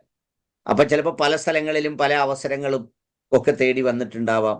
എന്നിട്ടും ഈ പറഞ്ഞതുപോലെ ആകാശവാണിയിൽ തന്നെ പിടിച്ചു നിൽക്കുന്നു. അങ്ങനെ ഒരു ഒരു ഒരു ഒരു ഒരു ഇമോഷണൽ ടർബുലൻസ് അനുഭവപ്പെട്ടിട്ടുണ്ട്. ഇല്ലേ, ഞാൻ പറഞ്ഞില്ലേ, എന്റെ ഒരു ചെറുപ്പം തൊട്ടേയുള്ള പ്രാർത്ഥന ഇതിനകത്ത് വരും എന്നുള്ളതായിരുന്നു. ആ. ഇതിനപ്പുറത്തേക്ക് ഞാൻ വേറൊന്നും ചിന്തിച്ചിട്ടില്ല. എന്റെ വീട്ടുകാർ ദിവസവും ഗൾഫ് പോകണമെന്ന് പറഞ്ഞിട്ടുണ്ട്. അന്ന് എന്നെ പോലുള്ള ഒരു ചെറുപ്പക്കാരൻ അടുത്ത യോഗി അതിലേക്ക് വരുമായിരുന്നു. ഗൾഫ് പോകുന്ന കാലഘട്ടമാണ്. അന്ന് എല്ലാവരും ഗൾഫ് പോകുന്ന കാലഘട്ടമാണ്. എല്ലാവരും ഉപ്പയമ്മയൊക്കെ പറയും, കണ്ട അവരൊക്കെ ഗൾഫ് പോയി പണം ഉണ്ടാക്കുന്നു, അവര് വലിയ വീടുകൾ ഉണ്ടാക്കി, എല്ലാം നിന്റെ കൂടെ പഠിച്ച ആളുകളാണെന്ന് പറയും. അന്ന് ഞാൻ പറഞ്ഞത് എനിക്ക് ഇതാണ് എന്റെ ആഗ്രഹം, ഇത് വേണം, ഇതിനു വേണ്ടി മാത്രമാണ് എന്റെ പ്രയത്നം എന്ന് പറഞ്ഞുകൊണ്ടായിരുന്നു ഞാൻ മുന്നോട്ട് പോയത്. അങ്ങനെ ഒരു 4 5 ഇന്റർവ്യൂവിൽ വരെ ഞാൻ അറ്റൻഡ് ചെയ്തിട്ട് പോലും എനിക്ക് കിട്ടിയപ്പോഴും അവർ പറഞ്ഞത്, കണ്ടില്ല എപ്പോഴും കിട്ടിയില്ലല്ലോ, നീ ഗൾഫിലേക്ക് പോകുന്നതാണ്. എന്നിട്ടും പോകാതെ നിന്ന് ഞാൻ എനിക്ക് ഇത് കിട്ടും എന്നുള്ള ഒരു ആഗ്രഹം കൊണ്ട് മാത്രമാണ്. അത് അങ്ങനെ ഒരു സംഭവം നേടിയെടുത്തതിന് ശേഷം അതിൽ നിന്ന് അപ്പുറത്തേക്ക് ചിന്തിക്കാൻ എനിക്ക് ഒരിക്കലും തോന്നിയിട്ടില്ല. ഇതെന്നും ഇപ്പോഴും എന്റെ ഒരു വികാരമായിട്ട് തന്നെ നിൽക്കണം. ഇപ്പൊ ഇറങ്ങിപ്പോകുമ്പോഴും ഈ 60 വയസ്സ് പൂർത്തിയായി ഇറങ്ങിപ്പോകുമ്പോഴും എന്നെ അലട്ടുന്ന ഒരു വലിയൊരു പ്രശ്നം അതാണ്. ഇതെങ്ങനെ ഞാൻ വിട്ടുപോകും എന്നുള്ളതാണ്. ഇവിടെ നിന്ന് പിരിഞ്ഞു പോകാൻ ഇപ്പോഴും മനസ്സ് വരുന്നില്ല. രാവിലെ എഴുന്നേറ്റ് പോകുമ്പോൾ ഒരു പ്രയാസമുണ്ട്. കാരണം 3 മണിക്ക് എഴുന്നേറ്റ് പോകണം, 3 മണിക്ക് എഴുന്നേക്കണം, 4 മണിക്ക് ഡ്യൂട്ടിക്ക് എത്തണം. അപ്പൊ ആ സമയം അങ്ങനെ ഒരു പ്രയാസമുണ്ട്. ആ എഴുന്നേൽക്കുന്ന സമയത്ത് ഒരു പ്രയാസം ഉണ്ടെന്നല്ലാതെ എഴുന്നേറ്റ് കഴിഞ്ഞാൽ പിന്നെ യാതൊരു ബുദ്ധിമുട്ടില്ല. പോയി കഴിഞ്ഞാൽ വളരെ ആക്റ്റീവാണ് അതിനകത്ത്. ഒരിക്കലും തോന്നിയിട്ടില്ല ഇവിടെ വരേണ്ടിയിരുന്നില്ല എന്ന് തോന്നിയിട്ടില്ല. ഇവിടെ വന്നത് ശരിയായി, എത്തേണ്ടടുത്ത് തന്നെയാണ് എത്തിയതെന്ന് തോന്നിയിട്ടുള്ളൂ. ഈ ജോലി നമ്മൾ അത്രമാത്രം ഇഷ്ടപ്പെടുന്നു, ആ ജോലിയിൽ മുഴുവൻ സമയം വ്യാപൃതനാവുന്നു എന്നുള്ളതുകൊണ്ടാണ് ഒരിക്കലും അങ്ങനെ വേറൊരു ചിന്ത ഇതേക്കുറിച്ച് വന്നിട്ടില്ല. ഈ സാധാരണ ഈ മീഡിയകളിലൊക്കെ വർക്ക് ചെയ്യുന്നവർക്കിടയിൽ ഭയങ്കര കോംപ്ലക്സ് ഉണ്ടാവാറുണ്ട്. എന്ന് പറഞ്ഞു കഴിഞ്ഞാൽ ഈ പലപ്പോഴും നല്ല മെസ്സേജാണ് കൺവേ ചെയ്യുന്നത്, ഭയങ്കര കോൺക്രീറ്റ് ആണ് ഒപ്പീനിയൻസ് എന്നൊക്കെ പറയുമ്പോഴും ഇതിനിടയിൽ തന്നെ സഹപ്രവർത്തകർ അങ്ങോട്ട് ഇങ്ങനെ നാടൻ മലയാളി ഭാഷയിൽ പറഞ്ഞാൽ ഈ പാര വെക്കുക, പിന്നെ വലിക്കുക, ഉന്തുക, തള്ളുക എന്നൊക്കെ പറയുന്ന ചില സംഗതികളിലൂടെയൊക്കെ കടന്നു പോകാതെ എന്തായാലും 27 വർഷം പൂർത്തിയാക്കാനാവില്ല എന്നാണ് എൻ്റെ ഒരു തോന്നല്. അത് സത്യമാണ്. പക്ഷെ കോഴിക്കോട് എനിക്ക് അനുഭവം ഉണ്ടായിട്ടില്ല. കോഴിക്കോട് ഞങ്ങൾക്ക് രണ്ടുപേർക്കിടയിൽ അങ്ങനെ യാതൊരു അനുഭവം ഉണ്ടായിട്ടില്ല. മറ്റ് സ്റ്റേഷനുകളിൽ ഉണ്ടായിട്ടുണ്ട്, പക്ഷെ അത് ഇപ്പൊ തുറന്നു പറയാൻ ബുദ്ധിമുട്ടുണ്ട്. കാരണം ഞാൻ പറഞ്ഞല്ലോ, ഗോപൻ സാറെ കാര്യം പറഞ്ഞല്ലോ. അപ്പം ഗോപൻ സാറ് അവിടെ ഇൻചാർജ് ആയിരിക്കുന്ന സമയത്ത് ഏറ്റവും ജൂനിയറാണ് ഞാൻ. ചെന്നൈയിൽ വെച്ച് ഏറ്റവും ജൂനിയറാണ്. അപ്പം നമ്മുടെ സീനിയോറിറ്റി ലിസ്റ്റ് തലകിഴായി പിടിച്ചാൽ ഞാൻ മുകളിലുണ്ടാവും. അത്രയും ജൂനിയറാണ് ഞാൻ. അവിടെ നമ്മളൊരു 99 വിദേശ വാർത്ത പ്രക്ഷേപണം ആരംഭിച്ചു. ഞാനുള്ള സമയത്താണ് തുടങ്ങിയത്. അത് രാത്രി 11 മണിക്കായിരുന്നു. എല്ലാ ദിവസവും ഇപ്പോഴും ഉണ്ട്, രാത്രി 11 മണിക്കാണ് വാർത്ത പ്രക്ഷേപണം ചെയ്തിരുന്നത് അന്ന്. അപ്പോ അതിന്റെ വാർത്തയുടെ കൂടെ ഒരു ന്യൂസിന്റെ നമ്മളൊരു എന്താ ഒരു ന്യൂസ് ഇത് കൊടുക്കും. ഏതെങ്കിലും ഒരു വിഷയത്തെ കുറിച്ച് ചെറിയൊരു കാര്യം നമ്മൾ പ്രതിപാദിക്കുന്ന ഒരു കാര്യം കൂടി ഉണ്ടാവും. അപ്പൊ വാർത്ത അന്ന് വായിച്ചത് ഗോപൻ സാറാണ്, ആദ്യത്തെ വാർത്ത. അതിന്റെ കൂടെ ഒരു വിഷയത്തെ ആസ്പദമാക്കി ഉള്ള ഒരു ചെറിയൊരു 1-2 പേജ് വായിക്കാൻ ഏൽപ്പിച്ചത് തന്നെയാണ്. അത് വല്ലാത്ത മുറിവുറപ്പുണ്ടാക്കിയിട്ടുണ്ട്. കാരണം ജൂനിയർ ആയിട്ടുള്ള ഒരാളെ ഞങ്ങളൊക്കെ ഇരിക്കെ ഇവിടെ വായിപ്പിച്ചു എന്നുള്ള വലിയൊരു സംഭവം അവിടെ ഉണ്ടായിട്ടുണ്ട്. അങ്ങനെ ഒരുപാട് അനുഭവങ്ങളുണ്ട്. പക്ഷെ എല്ലാ അനുഭവങ്ങളും തുറന്നു പറയാം. ഈ സ്റ്റുഡിയോയിൽ രാവിലെ 4 മണിക്ക് എത്തുന്നത് എന്തിനാണ്? സ്റ്റുഡിയോയിലല്ല, ഞങ്ങളുടെ ന്യൂസ് റൂമില് 4 മണിക്ക് എത്തിയിട്ട് വേണം. ഇത് നമ്മുടെ മെയിലിൽ ഒരുപാട് കാര്യങ്ങൾ വന്ന് കിടക്കുന്നുണ്ടാവും. അത് നമുക്ക് ആവശ്യമുള്ള ഉണ്ടാവും, ഇല്ലാത്ത ഉണ്ടാവും. ആ കാര്യങ്ങൾ മുഴുവൻ നമ്മൾ എടുത്ത് പരിശോധിച്ച് നോക്കണം. അതുപോലെ ഏജൻസി നോക്കണം, ഇപ്പൊ ന്യൂസ് പൂൾ നോക്കണം, UNI-PTI ഒക്കെ നോക്കണം. അപ്പൊ അതൊക്കെ നോക്കി കഴിഞ്ഞിട്ട് നമുക്ക് അതിൽ നിന്ന് സെലക്ട് ചെയ്യണം, ട്രാൻസ്ലേറ്റ് ചെയ്യണം, അല്ലെങ്കിൽ വന്നിട്ടുള്ള ന്യൂസുകൾ എഡിറ്റ് ചെയ്യണം. ഇതൊക്കെ കഴിഞ്ഞിട്ട് വേണം നമ്മൾ ബഞ്ച് ചെയ്യാൻ, ഹെഡ്ലൈൻ ചെയ്യാൻ. ഇതൊക്കെ ആകുമ്പോഴേക്കും 6:45. അത് ശരിക്കും എന്ന് പറഞ്ഞു കഴിഞ്ഞാൽ ഇതിപ്പോ എങ്ങനെയാണെന്ന് പറഞ്ഞപ്പോ നമ്മള് ഈ വീട്ടില് കുട്ടി സ്കൂളിൽ പോകുന്ന കുട്ടിയുണ്ട്, നമ്മുടെ വീട്ടിൽ ചെറിയ കുട്ടി. അടുക്കളയിൽ ഒന്നും ആയിട്ടില്ല, വണ്ടി വരാറായി കുട്ടിയുടെ.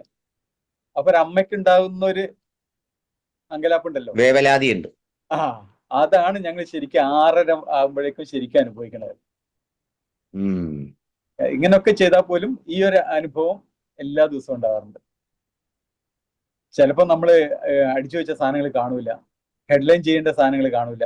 ഇതെല്ലാം കൂടി എല്ലാം ഉണ്ടെന്ന് ഉറപ്പുവരുത്തി പോകുമ്പോഴേക്കും സമയമായിട്ടുണ്ട്. അപ്പൊ 4 മണിക്ക് എത്തിയാൽ പോലും അത് നമുക്ക് പൂർണ്ണമായിട്ട് ചെയ്യാൻ പറ്റില്ല. 2-2.5 മണിക്കൂർ കൊണ്ട് ഇത് പൂർണ്ണമായിട്ടും ചെയ്യാൻ കഴിയും. കാരണം എല്ലാ കാര്യങ്ങളും നമ്മൾ ചെയ്യണമല്ലോ. പിന്നെ മാത്രമല്ല എല്ലാം പുതിയ കാര്യങ്ങളാണെന്ന് നമ്മൾ നമുക്ക് ബോധ്യപ്പെടണം. ചിലത് നമ്മൾ അപ്ഡേറ്റഡ് സ്റ്റോറി കൊടുക്കണം. ഇപ്പം ഒരാൾ ഇത്ര പേര് മരിച്ചു, അത് ചിലപ്പോൾ തലേദിവസം പോയിട്ടുണ്ടാവും, എന്തെങ്കിലും അപകടത്തിൽ ഇത്ര പേര് മരിച്ചു. അപ്പൊ അതല്ല, അതിന്റെ ഒരു ഫോളോ അപ്പ് ആക്ഷൻ എന്താന്നുള്ളതുണ്ടെങ്കിൽ നമ്മൾ അതെടുത്ത് കൊടുക്കണം. അപ്പൊ അതെല്ലാ കാര്യങ്ങളും നമ്മൾ മനസ്സിലാക്കിയിരുന്നാലേ നമുക്ക് ചെയ്യാൻ കഴിയുള്ളൂ. അപ്പൊ ആ രീതിയിലേക്ക് വരുമ്പോൾ ഈ കുറഞ്ഞ സമയം കൊണ്ട് നമ്മൾ ശരിക്കും ചക്രശ്വാസം വലിച്ചുള്ള പണി തന്നെയാണ്. അത് കഴിഞ്ഞാൽ ഫ്രീ ആയി. അപ്പൊ അങ്ങനെ ഒരു ബുദ്ധിമുട്ട് അതിനകത്തുണ്ട്. അതുകൊണ്ടാണ് 4 മണിക്ക് പോകുന്നത്. അല്ലെങ്കിൽ അതൊന്നും ഇല്ലായിരുന്നെങ്കിൽ ഒരു 5:30-5:05 പോയിരുന്നാൽ നമുക്ക് ചെയ്യാം. 5:05 പോയി കഴിഞ്ഞാൽ 6:45 ബുള്ളറ്റും പോകില്ല. അതൊക്കെ ഉറപ്പാണ്, 100% ഉറപ്പാണ്. ചെയ്യാൻ കഴിയില്ല. 3 പേരാ ഉള്ളത്. ബുള്ളറ്റിൻ ഒരു സമയത്ത് 3 പേരാ ഉള്ളത്. ആ 3 പേരും കൂടി ചേർന്നുള്ള ഒരു പരിപാടിയാണ്. അപ്പൊ അവിടെ നമുക്ക് ഒന്നും ചെയ്യാൻ കഴിയില്ല. അപ്പൊ അത് എവിടെയെങ്കിലും ഒരു ചെറിയൊരു ഫാൾട്ട് വന്നു കഴിഞ്ഞാൽ കംപ്ലീറ്റ് ബുള്ളറ്റിൽ പ്രതിഫലിക്കും. രാവിലെ ഒരിക്കലും നമ്മളെ ഭാഗത്ത് ഉണ്ടാകാൻ പാടില്ലാത്തതാണ്. കാരണം നമുക്ക് തന്നെ അറിയാം, ഇപ്പൊ ഞാൻ തന്നെ അനുഭവിച്ചിട്ടുണ്ട്. ട്രെയിനിൽ പോരുന്ന ബുള്ളറ്റിൻ കഴിഞ്ഞിട്ട് ചിലപ്പോൾ നാട്ടിലേക്ക് പോരും. രാവിലെ എന്തെങ്കിലും അത്യാവശ്യം ഉണ്ടെങ്കിൽ നാട്ടിലേക്ക് പോരുമ്പോൾ ഈ ചില അധ്യാപകർ, ഗവൺമെന്റ് ജീവനക്കാർ അധിക പേരും ട്രെയിനിലുണ്ടാവും. അവർക്ക് നമ്മളറിയില്ലല്ലോ, നമ്മളാരാന്ന് അറിയില്ല. അപ്പൊ ഇന്ന് രാവിലെ ബുള്ളറ്റിനിൽ ഇന്ന ആള്, രാവിലെ ആ പ്രാദേശിക വാർത്തകളിൽ ഇന്ന ആള് ഇന്ന സംഭവമാണ് പറഞ്ഞത്, സ്കൂളിന്റെ കാര്യം എന്നാ പറഞ്ഞത്, മന്ത്രി പറഞ്ഞ എന്നാ പറഞ്ഞത് എന്നൊക്കെ ചർച്ച ചെയ്യുന്ന പലപ്പോഴും ഞാൻ കേട്ടിട്ടുണ്ട്. അവർക്ക് അറിയില്ല. അപ്പൊ ഇവര് ഈ സർക്കാർ ഉദ്യോഗസ്ഥന്മാരാകുമ്പോൾ അവരുടെ കാര്യങ്ങൾ അവർ ചർച്ച ചെയ്യുമല്ലോ, അവരെ പറ്റി പറഞ്ഞ ശമ്പള കമ്മീഷനെ നിയമിച്ചതും എന്തെങ്കിലും നമ്മൾ പറയണ്ടെങ്കിൽ ചർച്ച ചെയ്യും. ഇത് പലപ്പോഴും നമ്മൾ കേട്ടിട്ടുണ്ട്. അപ്പൊ എവിടെയെങ്കിലും നമ്മളൊന്ന് പിഴച്ചു കൊടുത്തു പോയാൽ, തെറ്റി കൊടുത്തു പോയാൽ ആ വിമർശനം പോലും നമ്മൾ അവരുടെ അടുത്ത് കേൾക്കേണ്ടി വരും. ചിലപ്പം വേണ്ടാത്ത വർത്തമാനം പോലും നമ്മൾ കേൾക്കേണ്ടി വരും. നമ്മളാണെന്ന് അറിഞ്ഞുകൊണ്ടല്ല. അല്ല. അപ്പൊ അതങ്ങനെ വളരെ ശ്രദ്ധയോട് കൂടി ചെയ്തെങ്കിൽ മാത്രമേ നമുക്ക് ബുള്ളറ്റിൻ പൂർണ്ണമായിട്ട് കൊടുക്കാൻ പറ്റുള്ളൂ. അതിന്റെ പിന്നിലുള്ള എഫേർട്ട് നമുക്കത് ഇങ്ങനെ ഇരിക്കുമ്പോൾ മനസ്സിലാവില്ല. അപ്പൊ നമ്മള് പറയാറുണ്ടല്ലോ, ഗ്രൗണ്ടിൽ ഇരുന്ന് കളി കാണുമ്പോൾ പറയാറുണ്ട്, അവനൊരു ഗോൾ അടിച്ചുകൂടായിരുന്നു, അവൻ ആ അവസരം പഴകി കളഞ്ഞു പറയാറില്ലേ. അയാൾ അങ്ങനെ ചെയ്യില്ലല്ലോ. അയാൾക്കത് അടിക്കാൻ പറ്റാത്തതുകൊണ്ടാണ് അയാൾ അടിക്കാതെ പോയത്. അപ്പൊ നമ്മൾ പുറത്ത് ഇരുന്ന് കേൾക്കുമ്പോൾ ഇവർക്ക് പറയാൻ പറ്റും, ആ ബുള്ളറ്റിൽ അത് അങ്ങനെ ആവാമായിരുന്നു, ഇങ്ങനെ ആവാമായിരുന്നു, അത് ചെയ്തില്ല എന്നൊക്കെ. പക്ഷെ അതിന്റെ ഒരു പിന്നിലുള്ള എഫേർട്ട് ഉണ്ടല്ലോ, അത് അനുഭവിച്ചവനെ പറയാൻ പറ്റുള്ളൂ. വല്ലാത്ത ബുദ്ധിമുട്ടാണ്. ആ ഒരു പ്രയാസമുണ്ട്. അത് കഴിഞ്ഞാൽ പിന്നെ കഴിഞ്ഞു. അപ്പൊ ഒപ്പം വർക്ക് ചെയ്യുന്നവരും പറയാറുണ്ട്, ആ ഒരു മണിക്കൂറുകളിൽ എനിക്ക് ശരിക്കും ഭ്രാന്താന്ന് തന്നെ പറയാറുണ്ട്. കാരണം നമ്മളത് അവരെ അലർട്ടാക്കി കൂടെ കൊണ്ടുപോയില്ലെങ്കിൽ അവിടെ എവിടെയെങ്കിലും തെറ്റുവരും. നമ്മൾ അലർട്ടാക്കി കൊണ്ടുപോയില്ലെങ്കിൽ തെറ്റുവരും. ഒരിക്കല് നമ്മൾ ഈ ഞങ്ങളുടെ ബുള്ളറ്റിനിലെ ഒരു പ്രത്യേകത, ഹെഡ്ലൈനിൽ നമ്മളൊരു കാര്യം കൊടുത്തു കഴിഞ്ഞാൽ അത് സ്റ്റോറിയിൽ കൊടുത്തിരിക്കണം, ഹെഡ്ലൈനിൽ. അപ്പൊ അന്ന് ഒരു ഇന്ത്യയും വേറെ ഏതൊരു രാജ്യവുമായിട്ട് ഒരു ക്രിക്കറ്റ് കളിയുണ്ട് രാവിലെ, കുറെ വർഷങ്ങൾക്ക് മുമ്പാണ്. അപ്പൊ അത് നമ്മൾ അപ്ഡേറ്റഡ് സ്റ്റോറി കൊടുക്കാൻ വേണ്ടിയിട്ട് സ്റ്റാൻഡ് ബൈ ഒപ്പം നിൽക്കുന്ന ആളോട് പറഞ്ഞു, അത് അപ്ഡേറ്റ് ചെയ്തിട്ട് ഒരു നമ്മൾ പ്രാദേശിക വാർത്തകളാണ് കേൾക്കുന്നത്, ഹാഫായി അതിന്റെ തൊട്ട് കൊണ്ടുവന്ന് തന്നാൽ മതി. ടിവിയിൽ കളി കണ്ടിട്ട് അത് അപ്ഡേറ്റ് ചെയ്ത് കൊണ്ടുവരാൻ പറഞ്ഞു. അപ്പൊ നമ്മൾ ഹെഡ്ലൈൻ കൊടുക്കുകയും ചെയ്തു. അപ്പൊ ആ സ്റ്റോറി കംപ്ലീറ്റ് ഞാനാണ് എഴുതിയത്. അങ്ങനെ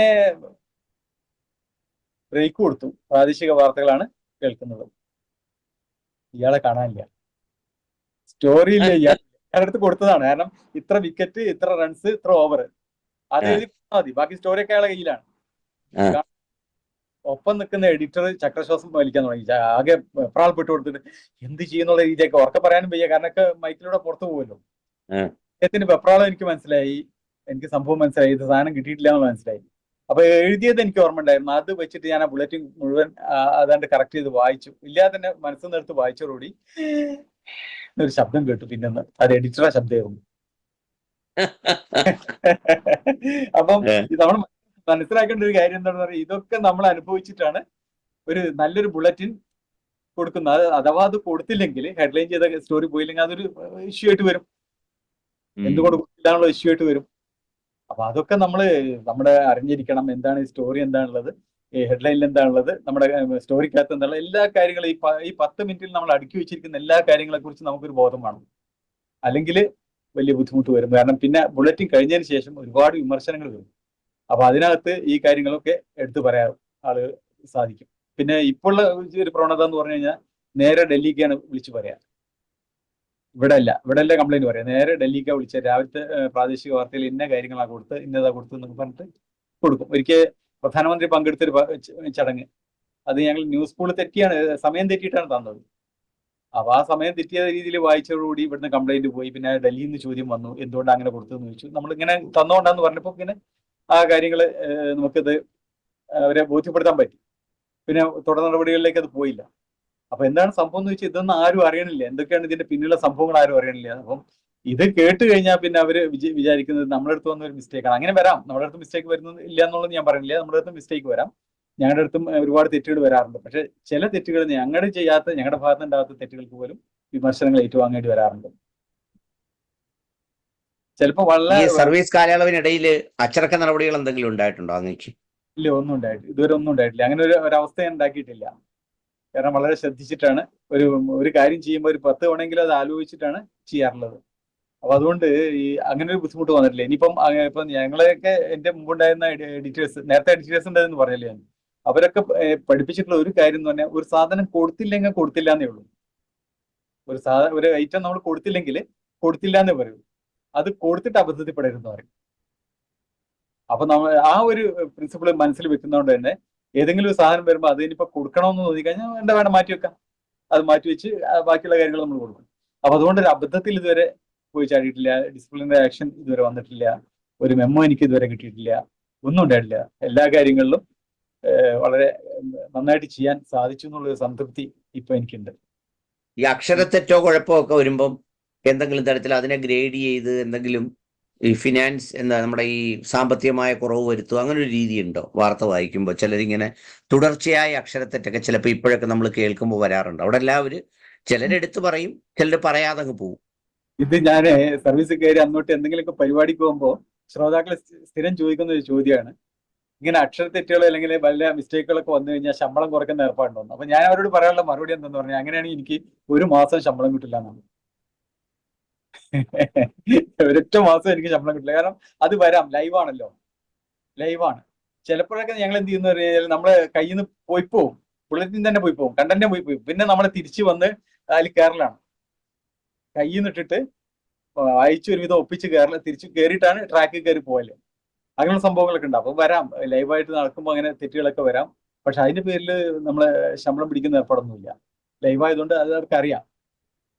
ഞാനിത് സ്ഥിരമായി രാവിലെ കേൾക്കുന്ന ഒരാളായതുകൊണ്ട്, ഒരു ബ്രോഡ്കാസ്റ്റ് ചെയ്യുന്ന ഒരു സംവിധാനത്തിൽ ഞാൻ ഇരിക്കുന്നത് കൊണ്ട് എനിക്ക് തോന്നിയിട്ടുള്ളത്, ഈ പുതിയ കാലഘട്ടത്തിന്റെ വായനക്കാർ അല്ലെങ്കിൽ റീഡേഴ്സ് വരുമ്പോഴേക്കും കുറച്ച് കൂടുതൽ പിന്നെ തെറ്റുകൾ, ഉച്ചാരണ പ്രശ്നങ്ങൾ ഇങ്ങനെയൊക്കെ സംഭവിക്കുന്നു എന്ന് എനിക്ക് തോന്നിയിട്ടുണ്ട്.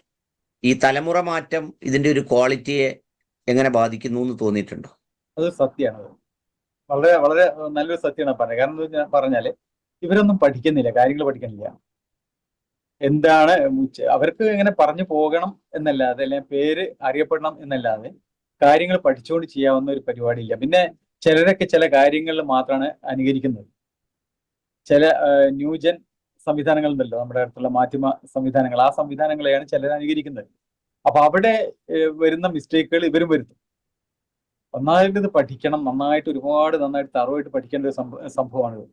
ഉച്ചാരണം നമ്മൾ ശ്രദ്ധിക്കണം, അതുപോലെ തന്നെ വാക്കുകൾ ശ്രദ്ധിക്കണം, നമ്മൾ പറയുന്ന കാര്യങ്ങൾ ശ്രദ്ധിക്കണം. അക്ഷരത്തെറ്റ് മാത്രമല്ല, ചില സെന്റൻസുകൾ നമ്മൾ ഉപയോഗിച്ചു കഴിഞ്ഞാൽ അതിൽ പോലും അർത്ഥവ്യത്യാസം വരാം. ഇപ്പൊ സാധാരണ നമ്മൾ പറയാറുണ്ടല്ലോ, ഇപ്പോ ഈ ഒരു ഹർത്താൽ കഴിഞ്ഞിട്ട് നമ്മൾ പിറ്റേ ദിവസം ഒരു പത്രത്തിൽ വായിക്കുകയാണ്, ഹർത്താൽ ദിവസം ഹർത്താലിന് ഒരു ഗർഭിണിയെ ആശുപത്രിയിലാക്കി എന്ന് വിചാരിക്കുക. അത് നമ്മൾ എഴുതുമ്പോൾ ആ എഴുതുന്നിടത്ത് സെന്റൻസ് തെറ്റിപ്പോയാൽ, പോലീസുകാരാൽ ഗർഭിണിയായ യുവതിയെ ആശുപത്രിയിൽ പ്രവേശിപ്പിച്ചു എന്ന് പറഞ്ഞാൽ വലിയൊരു മിസ്റ്റേക്ക് അല്ലേ അത്? ഹർത്താൽ ദിനത്തിൽ പോലീസുകാരാൽ ഗർഭിണിയായ യുവതിയെ ആശുപത്രിയിൽ പ്രവേശിപ്പിച്ചു. അപ്പം നമ്മൾ അതുപോലും മൈന്യൂട്ട് ആയിട്ടുള്ള അത് വലിയൊരു മിസ്റ്റേക്ക് ആണത്. അതുപോലും നമ്മൾ പണം കൊടുക്കാൻ. ഇപ്പോഴത്തെ ആളുകൾ ഈ ഒരു കാര്യത്തിൽ ശ്രദ്ധയില്ല. പക്ഷെ ഇവിടെ ഞങ്ങളുടെ രണ്ടുപേരുടെയും കൂടെ വരുന്ന ആളുകൾ മുഴുവൻ ഞങ്ങൾ ഇത് ട്രെയിൻ ചെയ്തിട്ട് തന്നെ ചെയ്യിക്കുന്നത്. അവർക്ക് ആദ്യം തൊട്ട് ഞങ്ങൾ എല്ലാ സമയങ്ങളിലും ട്രെയിനിങ് കൊടുക്കും. മാത്രമല്ല അവർക്ക് എന്തെങ്കിലും മിസ്റ്റേക്ക് അവരുടെ ഭാഗത്ത് നിന്ന് വന്നാൽ ചൂണ്ടിക്കാണിച്ചു കൊടുക്കും. അത് തിരുത്താൻ വേണ്ടി പറയും. അവരെ കൊണ്ട് തിരുത്തിച്ച് തന്നെയാണ് മുന്നോട്ട് പോകുന്നത്. അതിന്റെ ഒരു ഗുണം ഇവിടെ കോഴിക്കോട് ആകാശവാണിയിലെ ന്യൂസിൽ വർക്ക് ചെയ്യുന്ന എല്ലാവർക്കും കാണാനുണ്ട്. അതവർ പറയാറുണ്ട്. ഈ നിയമന നിരോധനം അല്ലെങ്കിൽ അത്തരം കാര്യങ്ങൾ എന്തെങ്കിലും നമ്മുടെ ഒരു ആകെ വർക്ക് ഫോഴ്സിനെ ബാധിച്ചിട്ടുണ്ട്? തീർച്ചയായിട്ടും. കാരണം ഇപ്പോൾ നിയമനം ഇല്ലല്ലോ. ഞാൻ പറഞ്ഞില്ല, ഞാനാണ് ഏകദേശം അവസാനം വന്ന ആള്. അപ്പൊ ഒരു 27 കൊല്ലമായില്ലേ, 28 വർഷമായിട്ട് ന്യൂസിൽ നിയമനങ്ങളൊന്നുമില്ല. ഞാൻ വരുമ്പോൾ ഒരു 300 300ഓളം ആളുകൾ ന്യൂസ് റീഡേഴ്സ് ആയിട്ട് ഇതിനകത്തുണ്ടായിരുന്നു. ഇപ്പൊ അത് 30-ൽ താഴെ പേര് മാത്രമാണ്, 25-ൽ താഴെ പേര് മാത്രമാണ് ഇപ്പോൾ ന്യൂസ് റീഡേഴ്സ് ആയിട്ടുള്ളത്. ബാക്കി എല്ലാവരും പിരിഞ്ഞു പോയി. ഇപ്പൊ വരുന്ന മുഴുവൻ അസൈനീസ് ആണ്, കോൺട്രാക്ച്വൽ സ്റ്റാഫ് അല്ലെങ്കിൽ കാഷ്വൽ അസൈനീസ് മാത്രമാണ് വരുന്നത്. അപ്പൊ അത് കാരണം അവര് വേറെയും ജോലികൾ ചെയ്യുന്നതുകൊണ്ട് അവർക്ക് ഇതിലും മുഴുവൻ ശ്രദ്ധ കേന്ദ്രീകരിച്ച് മാറ്റങ്ങൾ വരുത്താൻ കഴിയില്ല. അവർ വേറെയുള്ള രംഗങ്ങളിൽ തിരിച്ചു വരുമ്പോൾ അവർക്കുണ്ടാകുന്ന ഈ രണ്ടിന്റെയും ഇടയ്ക്ക് പ്രവർത്തിക്കുമ്പോൾ ഒരു ബുദ്ധിമുട്ടുണ്ടല്ലോ. ആ ബുദ്ധിമുട്ട് അവരുടെ പ്രവർത്തനങ്ങളിലും പലപ്പോഴും സ്വാധീനിക്കാറുണ്ട്. അപ്പൊ ഈ നിയമനം നടക്കാത്തത് ഈ വാർത്താ മേഖലയെ വല്ലാതെ ബാധിച്ചിട്ടുണ്ട്. ഈ ആകാശവാണി ആർക്കെങ്കിലും വിൽക്കുമെന്ന് തോന്നുന്നുണ്ടോ? സാധ്യത കാണുന്നില്ല, വിൽക്കാനുള്ള സാധ്യത ഉണ്ടെന്ന് തോന്നുന്നില്ല. കാരണം ഇത് ഗവൺമെന്റിന്റെ ഒരു മൗത്ത് പീസ് ആവശ്യമാണല്ലോ. എന്നാലും ഉണ്ടാവും. ഇനിയിപ്പോ അഥവാ മൊത്തം ആകാശവാണി വിറ്റുപോയാലും വാർത്ത ഗവൺമെന്റ് സൂക്ഷിക്കും. വാർത്താ വിഭാഗം ഗവൺമെന്റ് എടുത്തിട്ടേ ബാക്കി കൊടുക്കുള്ളൂ എന്നാണ് എനിക്ക് തോന്നുന്നത്. ആർക്കും കൊടുക്കുന്നുണ്ടെങ്കിൽ ഒരിക്കലും വിൽപ്പനയ്ക്കുള്ള സാധ്യതയില്ല. ഇനി അങ്ങനെ വല്ലതുണ്ടെങ്കിൽ വാർത്താ വിഭാഗം എന്ന് ഗവൺമെന്റിൽ തന്നെ നിൽക്കും എന്നുള്ളതാണ് എനിക്ക് തോന്നുന്നത്. ഈ ഒരു വാർത്താ വായനക്കാരൻ എന്നുള്ള നിലയിൽ അങ്ങയുടെ ഒരു ഫാൻ ആരാണ്? അങ്ങൊരു മോഡലായി എടുക്കുന്ന ഒരു വാർത്താ വായനക്കാരൻ ആരാണ്? അങ്ങനെ ഞാൻ ഒരു ഫാൻ എനിക്കില്ല. പക്ഷെ മാത്രമല്ല മോഡലായിട്ട് എനിക്കില്ല. എങ്കിൽ പോലും ഈ രാമചന്ദ്രൻ, ഗോപൻ, രത്നാബായി ഇവരൊക്കെ എന്നെ വാർത്ത ക്രമപ്പെടുത്തുന്നതിൽ എന്നെ നന്നായിട്ട് സ്വാധീനിച്ചിട്ടുണ്ട്. അവർക്ക് എന്റെ മുൻഗാമികളെല്ലാവരും അവർക്കൊക്കെ അതിനുള്ള കഴിവുകളുണ്ട്. ആ കഴിവുകളിൽ നിന്ന് അവർ ഉപയോഗിക്കുന്ന ഭാഷ, ശൈലി ഇതൊക്കെ ഞാൻ പലപ്പോഴും ശ്രദ്ധിച്ച് കേട്ടിട്ടുണ്ട്, ഉൾക്കൊണ്ടിട്ടുണ്ട്. പക്ഷെ അതിനെ പിന്തുടരാൻ ഞാൻ ശ്രമിച്ചിട്ടില്ല. കാരണം അങ്ങനെ ശ്രമിച്ചു പോയിരുന്നെങ്കിൽ എന്റെ ശൈലി എനിക്കല്ലാതെ നഷ്ടപ്പെട്ടു പോകും. അപ്പൊ അത് ഞാൻ ശ്രദ്ധിച്ചിട്ടുണ്ട്. അവരെങ്ങനെയാണ് അത് കൈകാര്യം ചെയ്യുന്നുള്ളത് ശ്രദ്ധിച്ചു പോയിട്ടുണ്ടെന്നല്ലാതെ അവരെ അനുകരിക്കുന്ന രീതിയിലേക്ക് കാര്യങ്ങൾ പോയിട്ടില്ല. ഈ അങ്ങയുടെ വ്യക്തിപരമായ സംഗതിയിലേക്ക് വന്നാൽ ഇപ്പൊ അങ്ങ് നേരത്തെ സൂചിപ്പിച്ചു, ഈ പറഞ്ഞതുപോലെ അങ്ങയുടെ ഒരു പാഷനായിരുന്നു, ഒരു ഇഷ്ടമായിരുന്നു, ആഗ്രഹമായിരുന്നു, അതിനെ പിന്തുടർന്നു എന്നൊക്കെ പറഞ്ഞു. ഇപ്പൊ നമ്മൾ ഈ പറയുന്ന തിരൂര്, കൂട്ടായി അല്ലെങ്കിൽ മലബാർ പ്രദേശം എന്നൊക്കെ പറയുന്നത് ഒരു അനന്തമായ ഗൾഫ് റിലേറ്റഡ് ബിസിനസ്സുകളും മറ്റുമൊക്കെയായി വളരെ ഫ്ലറിഷ് ചെയ്ത് നിൽക്കുന്ന, സഹോദരങ്ങളെ ചേർത്ത് പിടിക്കുന്ന, ആ നാട്ടുകാരെ ചേർത്ത് പിടിക്കുന്ന, അയൽക്കാരെ ചേർത്ത് പിടിക്കുന്ന, ബന്ധുക്കളെ സഹായിക്കുന്ന ഒരു വലിയ നെറ്റ്വർക്കും വലിയൊരു മനുഷ്യബന്ധങ്ങളുടെയൊക്കെ സംഗതി പറയുമ്പോൾ അങ്ങയുടെ ഒരു സാറ്റിസ്ഫാക്ഷൻ പൂർത്തിയായതിനപ്പുറത്ത് ഇതിന്റെ വരുമാനം കൊണ്ട് അങ്ങയുടെ ജീവിതത്തോട് നീതി പുലർത്താൻ കഴിഞ്ഞു എന്ന് തോന്നുന്നുണ്ടോ? നമ്മളെങ്ങനെ ജീവിച്ചു പോകാനല്ലേ പറ്റുള്ളൂ. നമുക്ക് ജീവിതത്തോട് നീതി പുലർത്തുക എന്ന് പറഞ്ഞു കഴിഞ്ഞാൽ പലപ്പോഴും നമ്മൾ ജീവിക്കുന്ന ചുറ്റുപാടില് നമ്മളെ കൊണ്ട് ചെയ്യാൻ കഴിയാവുന്ന സഹായങ്ങൾ നമ്മൾ ചെയ്യാം. കുടുംബങ്ങളിലായിരുന്നാലും സുഹൃത്തുക്കൾക്കിടയിലായിരുന്നാലും അല്ലെങ്കിൽ നമ്മുടെ മറ്റെല്ലാ കാര്യങ്ങളിലും നമുക്ക് ചെയ്യാൻ പറ്റാവുന്ന കാര്യങ്ങൾ ചെയ്യാം എന്നല്ലാതെ പൂർണ്ണമായിട്ട് നീതി പുലർത്തിയിട്ട് നമുക്ക് മുന്നോട്ട് പോകാൻ കഴിയില്ല.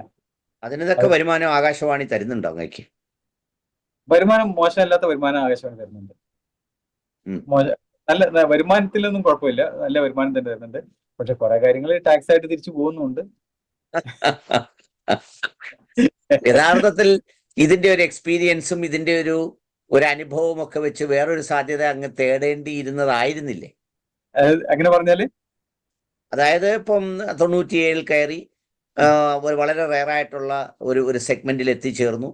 പിന്നെ അതിനുശേഷം ഒരുപാട് മാറ്റങ്ങളും ഒരുപാട് പുതിയ പുതിയ സ്റ്റേഷനുകളും എബ്രോഡും നാട്ടിലും ഒക്കെ വരുമ്പോൾ അതിന്റെ ഒരു സാധ്യതകൾ കൂടി അന്വേഷിക്കാതെ ഇവിടം കൊണ്ടങ്ങ് തൃപ്തിയായി ഇരുന്ന് പോകാൻ എടുത്തൊരു നിലപാട് ശരിയായിരുന്നു. അല്ല, അതിൽ എനിക്ക് സങ്കടമില്ല. എന്തുകൊണ്ടെന്ന് വെച്ചാൽ ഞാൻ പറഞ്ഞല്ലോ, ഇതിൽ എത്തിപ്പെടുക എന്ന് പറഞ്ഞാൽ വലിയ പാടാണ്, വലിയ ബുദ്ധിമുട്ടാണ്. ഞാൻ തന്നെ 6 തവണ ഇന്റർവ്യൂവിൽ എത്താൻ തന്നെ പ്രയാസമാണ്. ഇതിന്റെ ഇന്റർവ്യൂവിൽ എത്തുന്നത് പിന്നെ ഒരു 10-200 ആളുകൾ എക്സാം എഴുതിയാൽ 200-250 ആളുകൾ എക്സാം എഴുതിയാൽ 5-6 പേരാണ് ഇന്റർവ്യൂവിൽ എത്തുന്നത്. അതിൽ നിന്ന് ഒരാളെ മാത്രമാണ് സെലക്ട് ചെയ്യണത്. ആ 6 പേരിൽ ഈ ഞാൻ എഴുതിയ എല്ലാ എക്സാമിലും ഞാൻ ഇന്റർവ്യൂവിൽ എത്തിയിട്ടുണ്ട്. എല്ലാ എക്സാമിലും ഞാൻ ഇന്റർവ്യൂവിൽ എത്തിയിട്ടുണ്ട്. അതിൽ നിന്ന് ഒരാളെ മാത്രം സെലക്ട് ചെയ്യുമ്പോൾ ഞാൻ പുറത്താവുന്നു. അവസാനം എന്നിട്ടും ഞാൻ പിടിച്ചു തന്നുകൊണ്ടാണ് എനിക്ക് ഇതിൽ കയറാൻ പറ്റിയത്. അത്രയും സ്ട്രെയിൻ ചെയ്ത് വരുമ്പോ ഇന്റർവ്യൂ ബോർഡ് അന്ന് എന്നോട് ചോദിച്ചു, ഇത് ഡൽഹിയിലാണ് പോസ്റ്റിംഗ്, അവിടെ വന്ന് ജോലി ചെയ്യാൻ പറ്റുമെന്ന് വെച്ചിട്ട് പറഞ്ഞു. ആസാമിലായാലും ഞാൻ വരും എന്ന് പറഞ്ഞു. കാരണം ഇത് എന്റെ ഒരു വികാരമാണ് എനിക്കിത്. അതുകൊണ്ട് നിങ്ങൾ ആസാമിൽ പോസ്റ്റ് ചെയ്താലും ഞാൻ വരും എന്ന് പറഞ്ഞു. പിന്നെ ഡൽഹി പോയപ്പോൾ എനിക്ക് കേരളത്തിൽ വരണം എന്ന് തോന്നിയത് വേറെ കാര്യം. അപ്പം അങ്ങനെയുള്ള ഒരു ജോലി വേറൊന്നിലേക്ക് പോകുമ്പോൾ ഇതിന്റെ ഒരു സാറ്റിസ്ഫാക്ഷൻ പൂർണ്ണമായിട്ട് എനിക്ക് കിട്ടൂല. അതുകൊണ്ട് തന്നെ ഇതിൽ ഞാൻ പൂർണ്ണ സംതൃപ്തനാണ്, ഈ ജോലിയിൽ പൂർണ്ണ സംതൃപ്തനാണ്. വേറൊന്നിലേക്ക് പോകാത്തതിൽ എനിക്ക് ഒരിക്കലും ക്ലേശം ഉണ്ടായിട്ടില്ല, ബുദ്ധിമുട്ടുണ്ടായിട്ടില്ല, മനസ്സിനൊരു പ്രയാസം തോന്നിയിട്ടില്ല. ഇപ്പോഴും ഇനിയും ഇതിൽ തുടരാൻ പറ്റുമെന്നുണ്ടെങ്കിൽ ഇനിയും ഞാൻ സംതൃപ്തനാണ്. പക്ഷെ പറ്റാത്ത ഒരു സാഹചര്യമാണല്ലോ, 60 കഴിഞ്ഞാൽ ഇറങ്ങണമല്ലോ. അതുകൊണ്ടാണ് ഇറങ്ങിയല്ലേ പറ്റും. ഭാര്യയും കുടുംബവും ഒക്കെ ഒപ്പം നിന്നു അങ്ങയോടൊപ്പം? തീർച്ചയായിട്ടും അവരുടെ എല്ലാ പിന്തുണയും എനിക്ക് ഉണ്ടായിരുന്നു.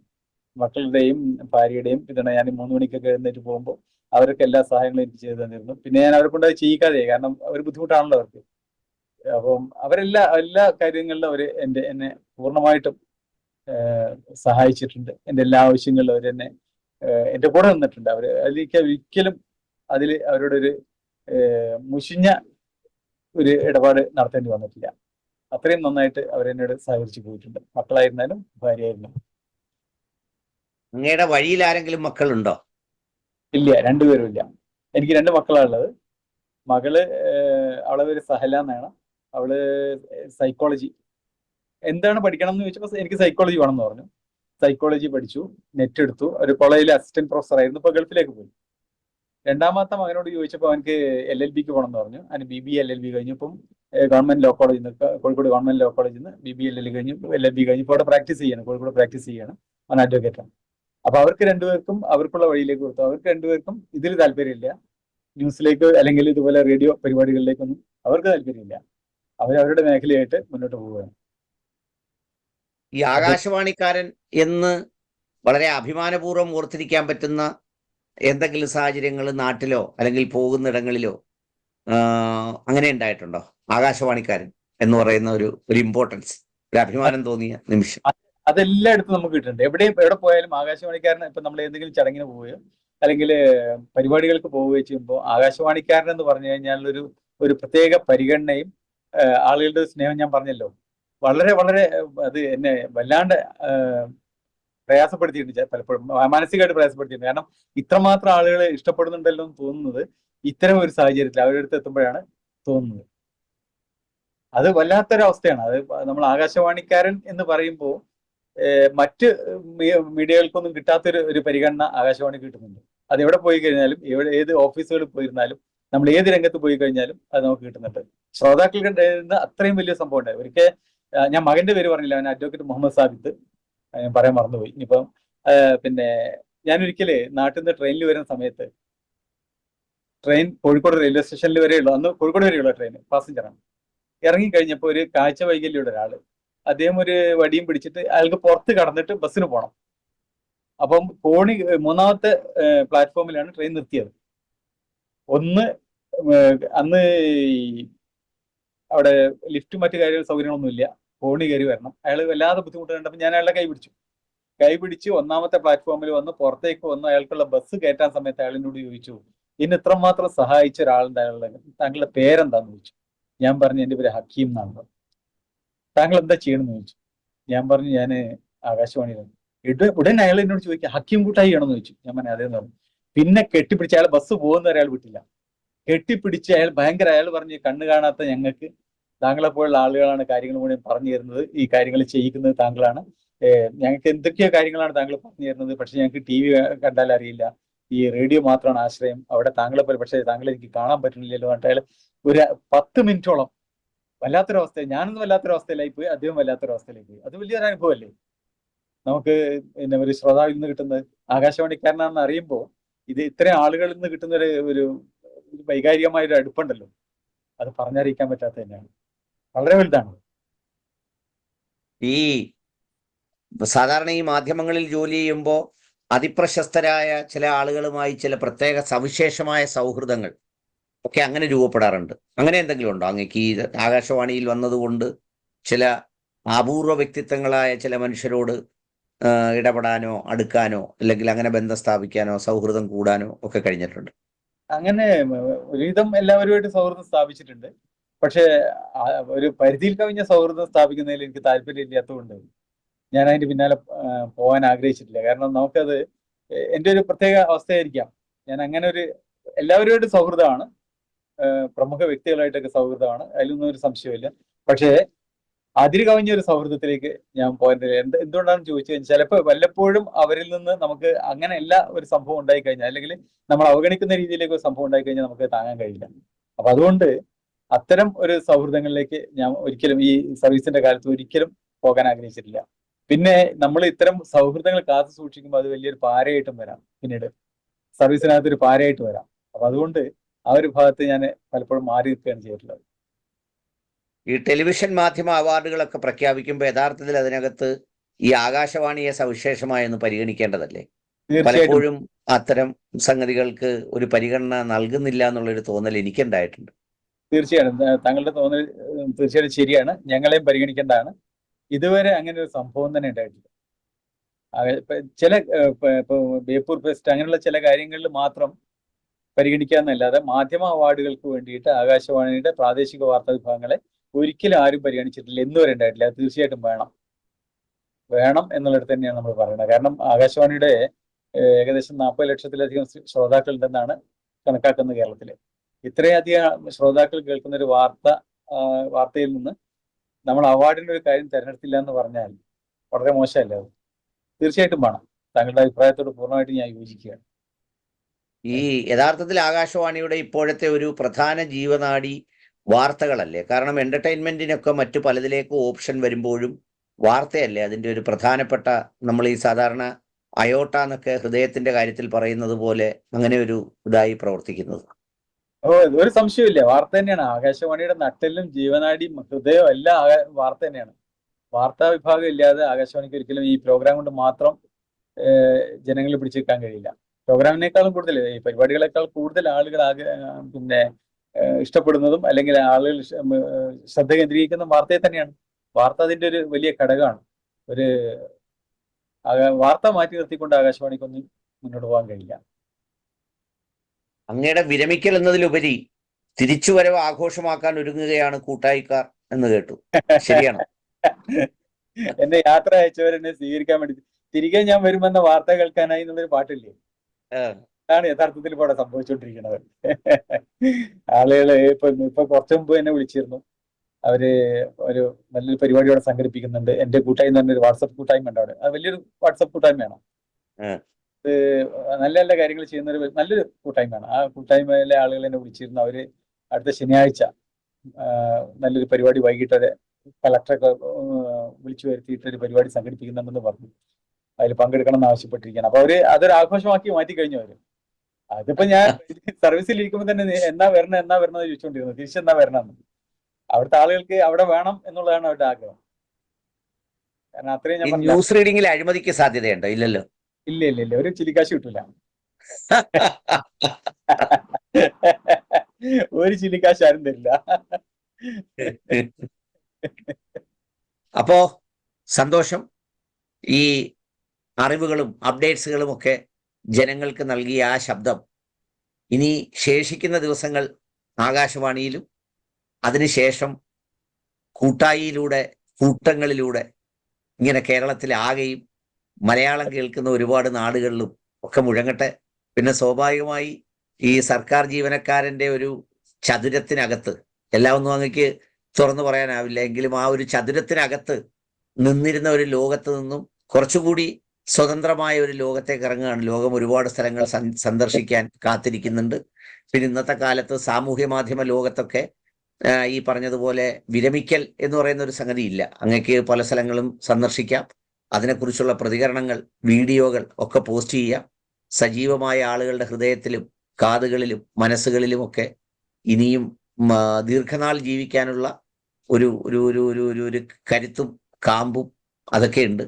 അപ്പൊ അതുകൊണ്ട് അവസാനിപ്പിക്കുകയല്ല, വിരമിക്കലിന് ശേഷം എന്താ പറയുന്നത്, ഹക്കീം കൂട്ടായി വീണ്ടും ഒരു പുനർജനിക്കുകയാണ് എന്ന് പറയുന്നത് പോലെയുള്ള ഒരു സംഗതി അവിടെയുണ്ട്.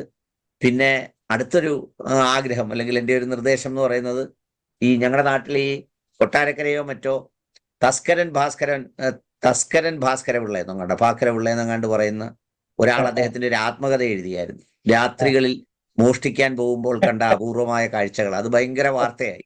എന്ന് പറഞ്ഞ പോലെ 3 മണി ജീവിതം, പിന്നെ അത് കഴിഞ്ഞുള്ള ഈ പറയുന്ന വാർത്താ റൂമുകൾക്കകത്തുള്ള സാങ്കേതികത്വമൊക്കെ നിറയുന്ന ഒരു ലോകത്തെക്കുറിച്ച് ഒക്കെ എഴുതാം. ഇനി എഴുതുന്നതിന് സ്വാതന്ത്ര്യമുണ്ട്. കാര്യങ്ങളൊക്കെ തുറന്ന് എഴുതുന്നതിനും പുതിയ തലമുറയ്ക്ക് വേണ്ട ഉപദേശ നിർദ്ദേശങ്ങളൊക്കെ കൊടുക്കുന്നതിനും ആകാശവാണി മരിക്കാതെ ഈ പറയുന്ന ഒരു മലയാളിയുടെ അഹങ്കാരമായോ അഭിമാനമായോ അലങ്കാരമായോ ഒക്കെ തുടരുന്നതിന് വേണ്ട സംഗതികളൊക്കെ കുറിപ്പടികളാക്കി എഴുതാം. അതിനെല്ലാം കഴിയട്ടെ എന്ന് ആത്മാർത്ഥമായി പ്രാർത്ഥിക്കുന്നു. എനിക്കൊരു കാര്യം പറയാനുണ്ട്. ലക്ഷക്കണക്കിന് യൂട്യൂബ് ചാനലുകളിലെ ആളുകൾ താങ്കളെ കുറിച്ച് എല്ലാവരും എന്നോട് പറയാറുണ്ട്. പലപ്പോഴും നാട്ടിൽ പോകുമ്പോഴും പുറത്തും എല്ലാവരും പറയാറുണ്ട്. ഞാനും പലപ്പോഴും ശ്രദ്ധിക്കാറുള്ളതാണ്. ഒരിക്കൽ ഞാൻ താങ്കളെ വിളിച്ചിട്ടുണ്ട്. ആ ഒരു കാര്യം, ഇതൊരു വീഡിയോ കണ്ട് എനിക്ക് ഏറ്റവും ഇഷ്ടം തോന്നിയിട്ട്. അപ്പൊ അങ്ങനെ ഒരാളുമായിട്ട് എനിക്ക് ഇതുവരെ സംവദിക്കാൻ കഴിഞ്ഞാൽ എനിക്ക് ഒരുപാട് സന്തോഷമുണ്ട്. അങ്ങനെ ആ ഒരു സൗഹൃദം എനിക്ക് കിട്ടിയല്ലോ എന്നുള്ളതിലും ഞാൻ ഏറെ അഭിമാനിക്കുന്നു. സന്തോഷം. Thank you.